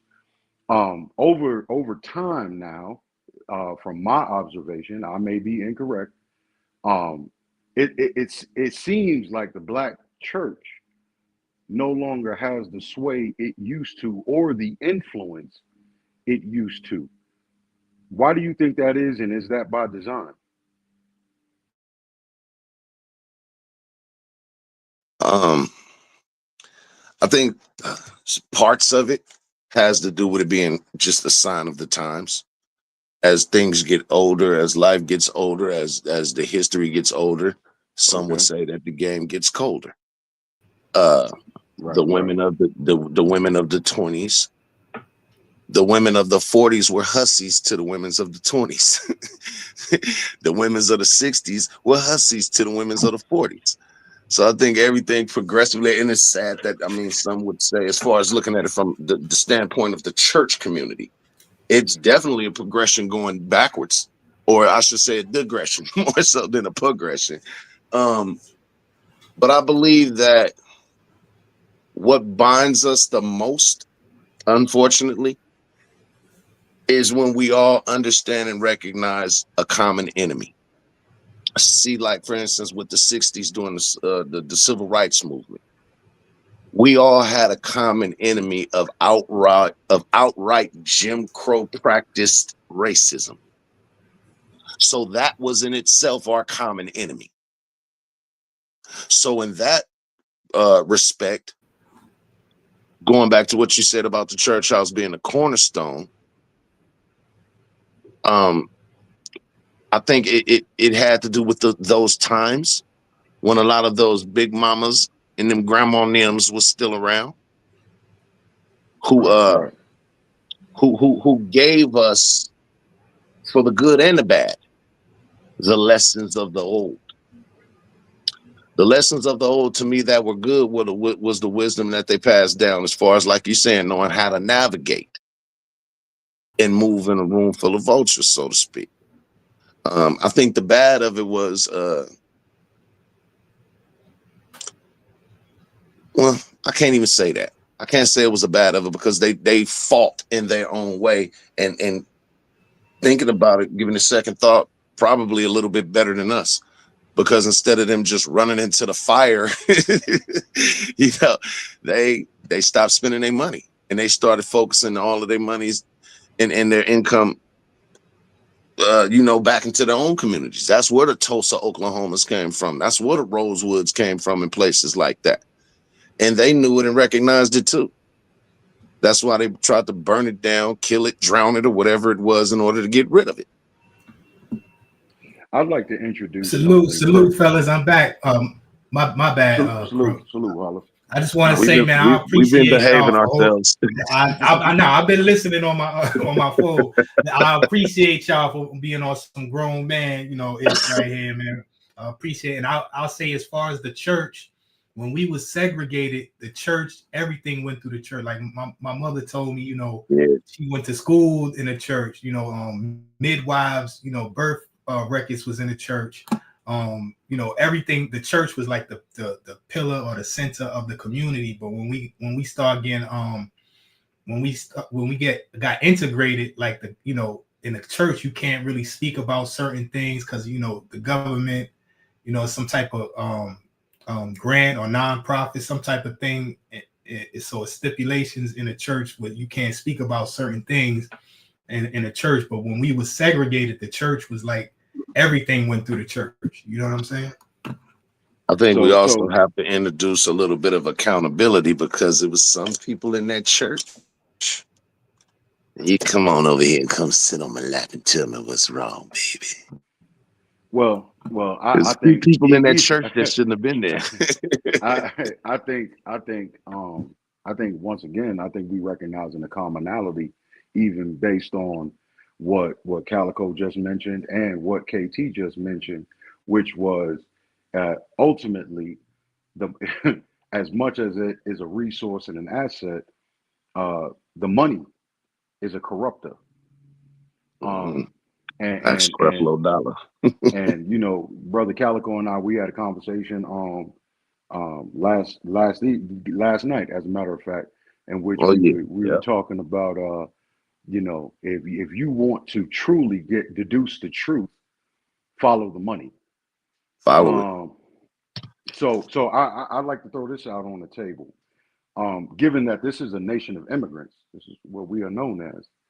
Um, if there is a foreign national on this soil, you know, and everyone is a foreign national until you receive your citizenship Mm-hmm. across a wide range or a diverse group of peoples from internationally from around the world.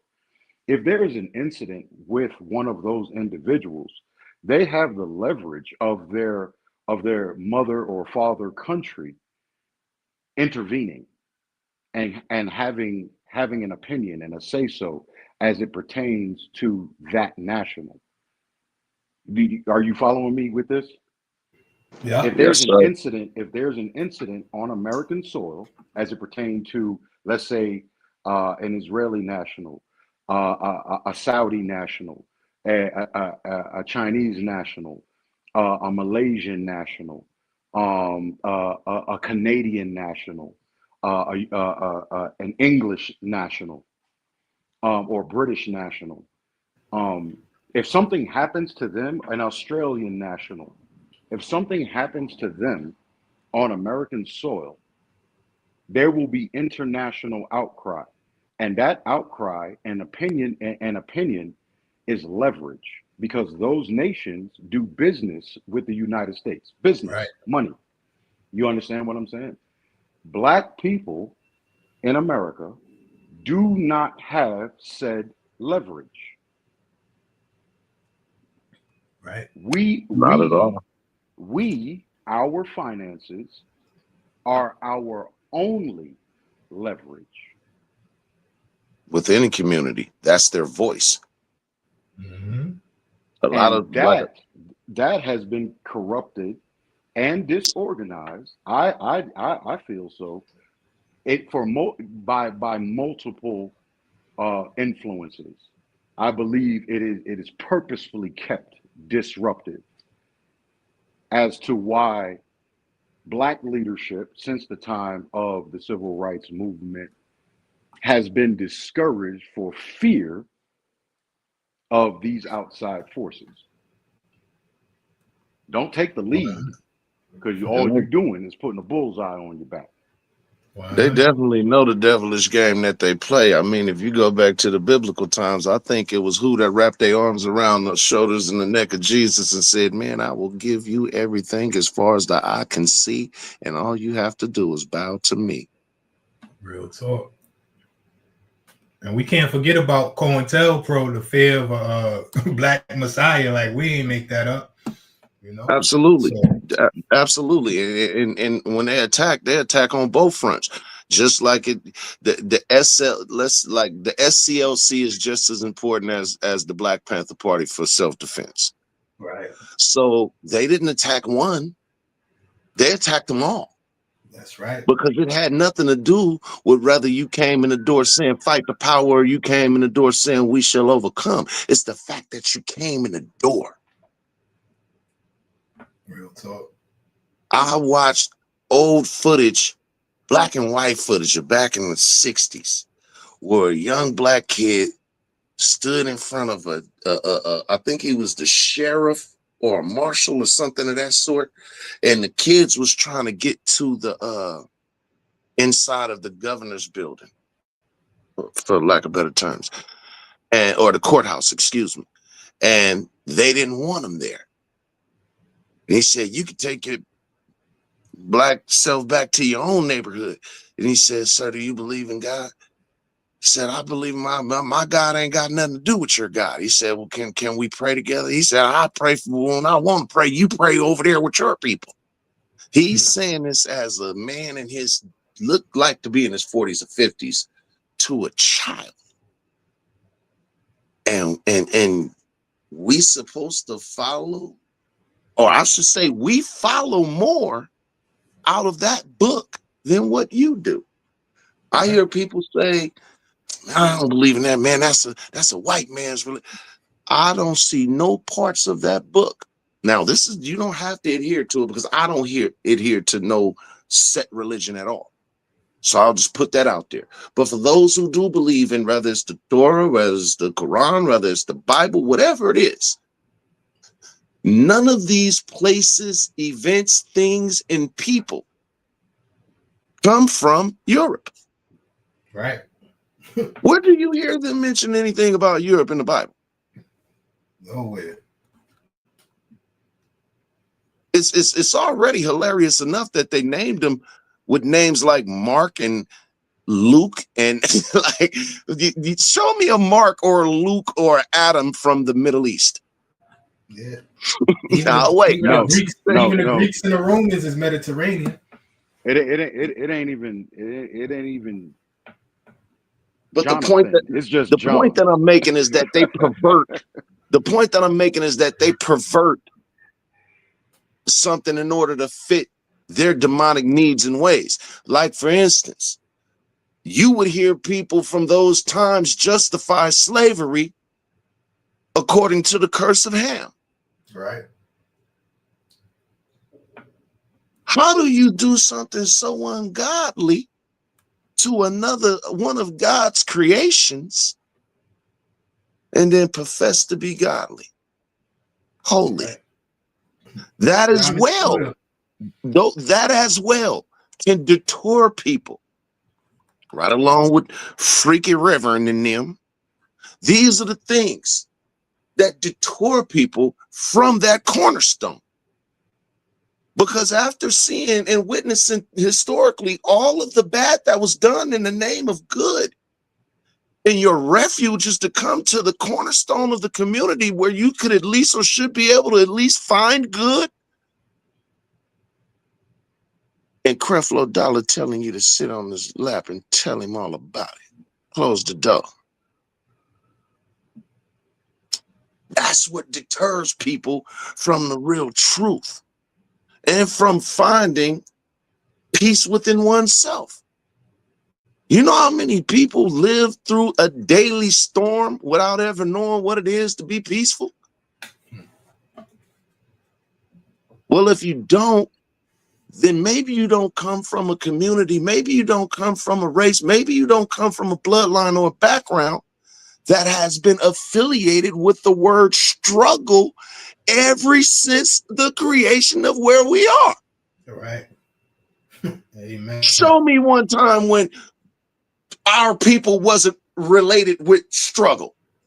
And I'll show you somebody who refers to white people as European Americans. Right. Let me calm my passion down. Oh, listen. You see, I haven't went live on this page in 2 weeks because of that. And yesterday, man, I almost lost it yesterday. Man, I know how to color. I know how to color within the lines.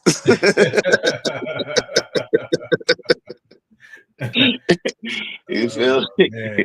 I definitely respect another man's coffee table, man. But I feel you. Listen, I understand 100%, man. Some of these people are just so selfish and self-centered. Like it's just disgusting. It's terrible. Yeah, it's disgusting. It's disgusting. It's demonic. Yeah. Or like Pac said, why you got these kids' minds thinking that they're evil? It's the bold face double standard. It's the grin and the smirk for me. Right. When the truth is obvious and yet shrugged off, like, okay, well, oh well. Yeah, man. It's the deniability for me. You know what I'm saying? Right. You know what gets me? Like I'm used to, I grew up here. I'm from here. My whole lineage is from here. I'm used to other people being ignorant to our struggle and stuff like that, and especially the people in power and all. But when I own people, that's just that's really pushed my buttons. Yeah, that really pushed my buttons. It's heartbreaking. Why you think in that verse Pac didn't say the police? Why you think he didn't say cops? He said, not the cops want me dead. He said the preacher want me dead. Why? Because I know he a liar. Have you ever seen a crackhead? That's eternal fire. Why you got these kids' minds thinking that we evil? While the preacher getting freaky, you say honor God's people. Man. Yeah, Pac was woof. The ones that come from our community, the ones that were in a position of leadership in that cornerstone of our community. If you took that leadership, that power of leadership, and you perverted it for your own sick and twisted means, I hope you are under the devil's feet. For the rest who provided a guiding light, for the rest and the ones that was righteous that provided a guiding light, from the bottom of my everything, thank you. Right. For real. Because if they thought like that, like these people be thinking, man, we wouldn't even be here, man. So just like you said, my bloodline, I'm with you on that. My bloodline would have ended, but I still honor those people who who kept, you know what I'm saying? I still honor those people, man. Everybody got a role to play, but my role is warrior. carry me out on my shield. You know what I'm saying? That's it. That's it. And that's no disrespect to the diplomats. Right. Everybody has a part to play. My part is that my knees don't bend because I don't look at it from my personal perspective in finding resolution through that type of revolution. Now, do I respect the ones who play that part? Absolutely. I don't look down at them because I'm ready to sacrifice or give the ultimate sacrifice. I don't look down at them because they don't, because somebody still has to be the voice for the ones who don't want to be the voice. They want to be the action. Right. Respect the orators. Respect the diplomats because they're holding us back. Thank them. Right. Because we already know it's too far gone as far as technology goes, as Crook mentioned, go outside of just hard armament. Man, they can get us out the way from the air, the water, or the food without damaging the building. So, and respectfully, that's what women are for, man. We plant our seeds and we go out and we go out and we die 4 hours, man. You know, and that's what women is for, to keep it going, to raise our babies and all that, man. But you know, the mentality that go on, people want to be right more than they want the truth. You know what I'm saying? right. But I believe that somebody has to live to tell the story, just like it's a warrior that should live long enough to protect the one who is here to tell the story the right way. Right. So they both serve a purpose. So you know what I'm saying? I remember something that listening, you know, to the conversation and being a part of the conversation. You know, my grandmother, and it started with my grandmother because she said it. And she's just a quiet lady, man. She ain't say too much. So for me, even now, I remember the things more vividly that my grandmother used to tell me because she wasn't a talkative person. Mm-hmm. She was just quiet. My grandfather used to talk a lot, but not grandma. You know what I'm saying? And grandma said, boy, this world ain't perfect, but don't be no fool. You know, and I know the times that they come from, and I know, you know, my family got a history. You know, we talk about it, family talk about it from time to time, about the times that they came from. And I was never born to surrender. I can't surrender. I don't know what surrender is. Right. You understand? I was even, one of my favorite songs is Onward Christian Soldier. And Lord knows I don't know how to turn the other cheek. There was one that came and did. I am not him. You understand? Yeah. I'm a am work not in him. progress. You know, and so I'm a work in progress. I say this that even with a sense of reflection, self-reflection, and reflection on our own people and all the different you know struggles and battles that we have going on, all the different irons in the fire and the work that needs to be done. I actually joined the military. I actually became a soldier, even though I was already fighting. I was already soldiering. I was born to soldiers. I was born to warriors in their own right, trying to fight the good fight. You understand what I'm saying? Mm-hmm. And let me tell you something, because like I said, if you want to know the truth of something, follow the money. So I joined the military. I retired. My family is a big family. We always talk about what we need to do as a family to keep that lineage and that heritage alive so that the sacrifices of our ancestors were not in vain. We always talk about it.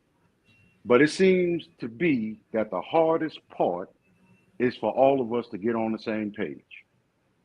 Right. Now, as big as my family is, like I said, I grew up a certain type of way. So, you know, as it pertains to police, I don't think that would ever change. You understand what I'm saying? As it pertains to police officers, my viewpoint will never change, only because I know the history that I lies was in just my about to blood. say You know what that. I'm saying? I know the roots of where they come from. Right. You understand? So I'm more so. Yeah, I probably I don't fought for the Union Army. Put it that way. You understand? Right. But I Mhm. ain't no officer going. I can't jack that.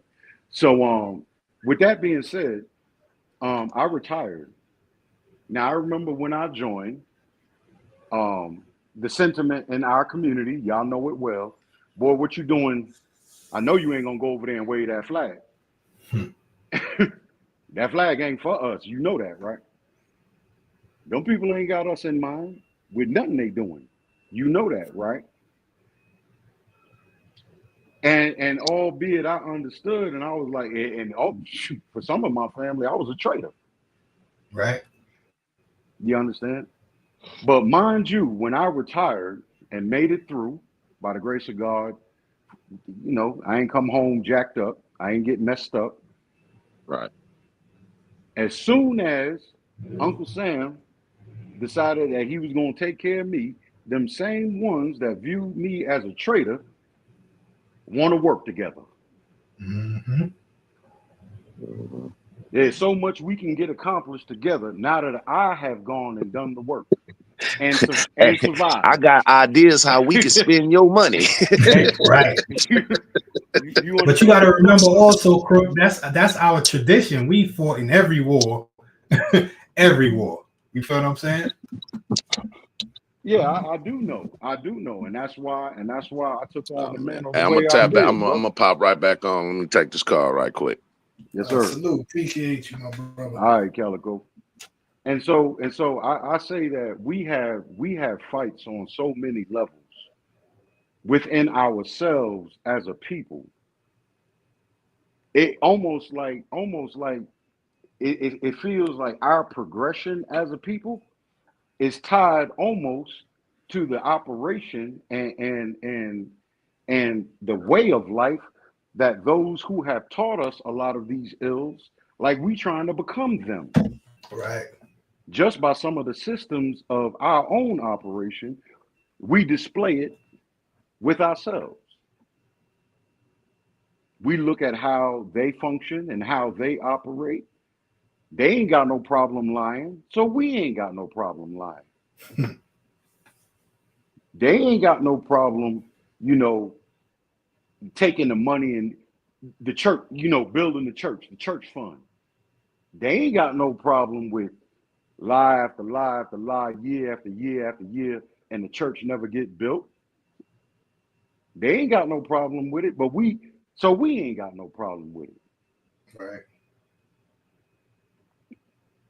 And so I say, man, we need to really check ourselves as we criticize others. Are we guilty of some of the same sins and ills that we point the finger at Absolutely. as a people? As a people, are we guilty of some of the same? Absolutely. Absolutely. But we got words. We do check each other. We got word. Like we wanted a only coaches that got words to check our own. You feel what I'm saying? Like we got actual words for some of these people. You feel what I mean? Yeah, but but see, when we check our own, that's made public. Whereas Right. when other communities check their own, it's never public. It's Right. always private. That's the truth. And that So and why that makes why people is feel that? like they can check us because we check ourselves in public. Exactly. Yeah. And the question is, why is that? I think it's called media. We got caught up in a in a propaganda machine. You know what I'm saying? So we still shucking and jiving, we still soft shoeing, we still tap dancing.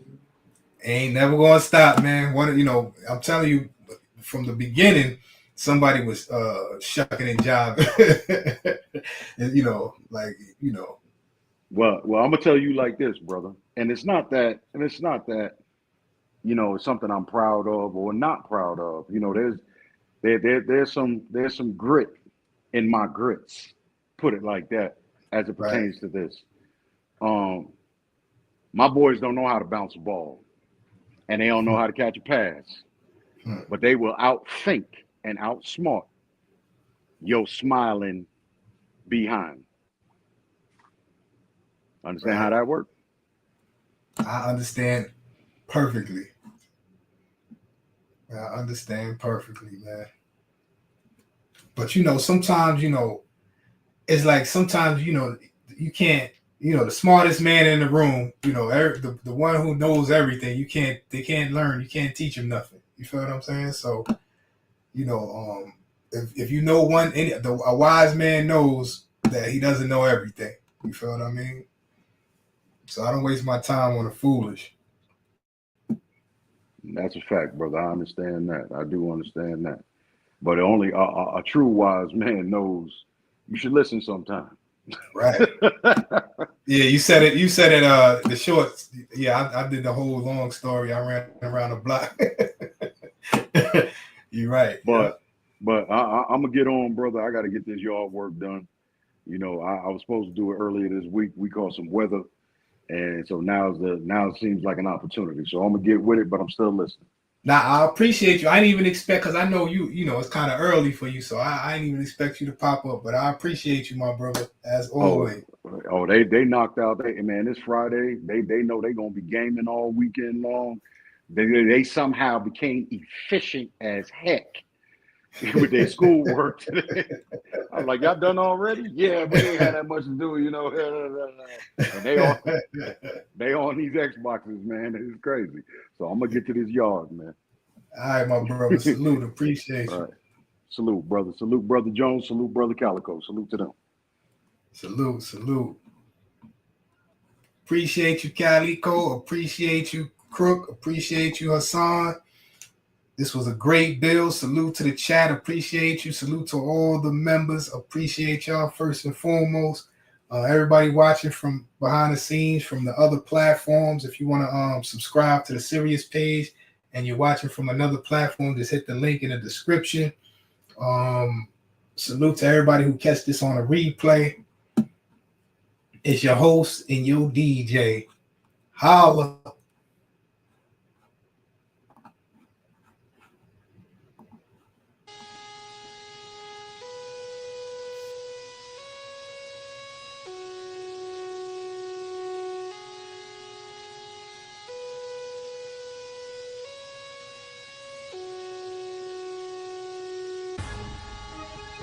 On September 15th, 2025, during his monologue, Jimmy Kimmel made remarks about the assassination of Charlie Kirk. He criticized what he called the MAGA movement's efforts to score political points from Kirk's death. Wikipedia, the next day, ABC, which broadcast Jimmy Kimmel Live, announced that the show was being pulled off the air indefinitely. Politico, one factor cited in the decision: pressure from the Federal Communications Commission, F.C.C., particularly its chair Brendan Carr, who said Kimmel's comments could violate the public interest standard required of broadcasters, and that they might consider holding Kimmel, ABC and Disney accountable. Wikipedia also, some large ABC station groups like Nexstar, said they would stop airing the show from their stations, calling Kimmel's comments offensive and insensitive. Politico, what's being claimed? Donald Trump has said Kimmel was effectively fired for lack of talent and bad ratings, blaming both his comments and the show's audience numbers. People.com, media outlets note that ABC has not officially used the word fired, but rather indefinitely suspended the show. Politico, what isn't clear what to watch for, whether this is a permanent removal or whether Kimmel and ABC will resolve the issue and resume broadcasting. How much regulatory pressure from the F.C.C. or other channels played a decisive role versus backlash from affiliates or public political pressure? What consequences, if any, there will be for Kimmel's contract or future of the show? US TV networks that use public airwaves like ABC must operate in the public interest, convenience and necessity. This phrase has been part of F.C.C. licensing law since the Communications Act of 1934. What it means, it's intentionally vague, meant to ensure broadcasters serve communities responsibly. Over time, it's been applied to things like indecency, fairness and community standards. In this case, F.C.C. Chair Brendan Carr signalled that Jimmy Kimmel's comments about Charlie Kirk's death might violate this standard and hinted at holding Disney, ABC's parent, the affiliates, and Kimmel responsible. This raised the risk that ABC could face fines or even license challenges if they didn't act. Nexstar, which owns many ABC local stations, said they wouldn't air Jimmy Kimmel Live anymore, calling the remarks offensive and insensitive. If enough affiliates pull out, the show loses its distribution network, effectively crippling it. Political pressure. Donald Trump and conservative commentators framed the suspension as proof that Kimmel had bad ratings and no talent, using it as a political win. Business calculation. Disney ABC weighed the costs. A controversial host under fire from regulators, affiliates refusing to air the show, and a polarized political climate. Pulling Kimmel indefinitely was the safest corporate move, even if they didn't officially call it a firing. So in plain terms, the F.C.C. made it risky for ABC to keep airing Kimmel without consequences. Affiliate stations refused to carry him, cutting off distribution. ABC chose indefinite suspension, not officially saying fired, to protect itself from fines, lawsuits, and lost markets. Freedom of speech versus broadcast regulation. The US Constitution's First Amendment protects free speech from government censorship, but the courts have long said that broadcast TV and radio, because they use public airwaves licensed by the F.C.C., can be subject to extra regulation, decency, obscenity, public interest standards. Jimmy Kimmel, as a citizen, can say what he wants. The government can't arrest him for his monologue. However, when he says it on a licensed broadcast network, ABC, the F.C.C. has authority to pressure or penalise the network if they judge it against the public interest. Networks are private companies. ABC Disney has the right to suspend or terminate him if they think he's bad for business. That's not a government violation, it's a corporate decision. The controversy is whether F.C.C. Chair Brendan Carr's comments warning ABC Disney about Kimmel's remarks count as government overreach. If the F.C.C. threatens to punish Disney unless they silence Kimmel, critics argue that is a free speech violation. If Disney just acted on its own, fearing affiliate and advertiser backlash, it's technically a business choice, not censorship. Legally, it's not a clear violation of Kimmel's First Amendment rights unless the F.C.C. directly ordered ABC to silence him. Practically, the F.C.C.'s warnings, plus political and affiliate pressure, created an environment where Disney likely felt it had to suspend him, which many free speech advocates call soft censorship. YouTube versus broadcast TV. F.C.C. authority only regulates broadcast TV and radio, ABC, NBC, CBS, Fox, etc. because they use public airwaves. YouTube, Netflix, podcasts, cable TV, none of these use public airwaves, so the F.C.C. has no say. On YouTube, the regulator is YouTube itself, owned by Google, Alphabet. Their community guidelines decide what's allowed: hate speech, harassment, graphic violence, medical misinformation, etc. If you violate those rules, YouTube can age restrict, demonetize, suspend or ban your channel. First Amendment only protects you from government censorship, not from YouTube taking down your content. So if YouTube removes a video, that's corporate policy, not a constitutional violation. This is why some argue big tech acts like private regulators, since platforms dominate how speech reaches the public. On ABC, Jimmy Kimmel faced F.C.C. pressure plus affiliate boycotts. On YouTube, a creator only faces platform rules, advertiser pressure, but not government broadcast standards. So no, this doesn't apply to YouTube in the same way. On YouTube, you're outside F.C.C. control, but still under the control of YouTube's own policies, which can feel just as strict. How YouTube's monetization rules act like F.C.C. censorship. The F.C.C. uses the public interest standard to police broadcast TV, ABC, NBC, etc. Networks must self-censor to avoid fines, license challenges, or bad PR. On YouTube, the police isn't the F.C.C., it's the advertiser system. If a video is marked not suitable for advertisers, yellow icon, creators lose ad revenue. Rules cover profanity, sensitive events, politics, tragedies, wars, adult themes, controversial issues, race, religion, sexuality, etc. You can upload almost anything unless it breaks community guidelines, but if it's demonetized, few people will see it because the algorithm pushes ad-friendly videos. This means YouTube creators often self-censor, just like TV networks did under F.C.C. oversight, to stay monetized and keep reach. A creator talking about police violence, war, or political assassinations might get demonetized for sensitive content. Even if the video isn't banned, without ads it won't trend, won't be recommended, and may lose 90% of its income. This creates the same effect as F.C.C. regulation. Speech is technically allowed, but punished economically. Key difference: F.C.C. censorship equals government regulation of airwaves. YouTube demonetization equals private company plus advertiser pressure. Both result in creators' networks tailoring their content to fit what the gatekeepers want. In short, on broadcast TV, the F.C.C. pressures networks through law. On YouTube, advertisers pressure creators through money.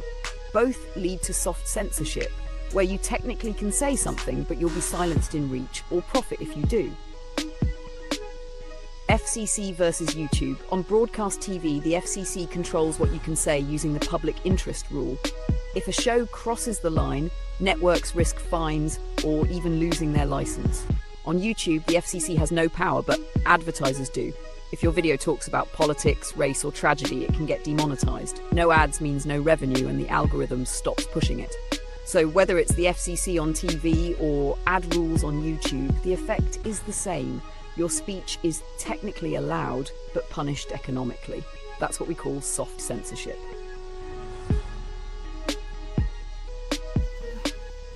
Salute, Flat Earth. Appreciate the love. Catch you on the next one. Salute the Zag. Appreciate the love. We out of here.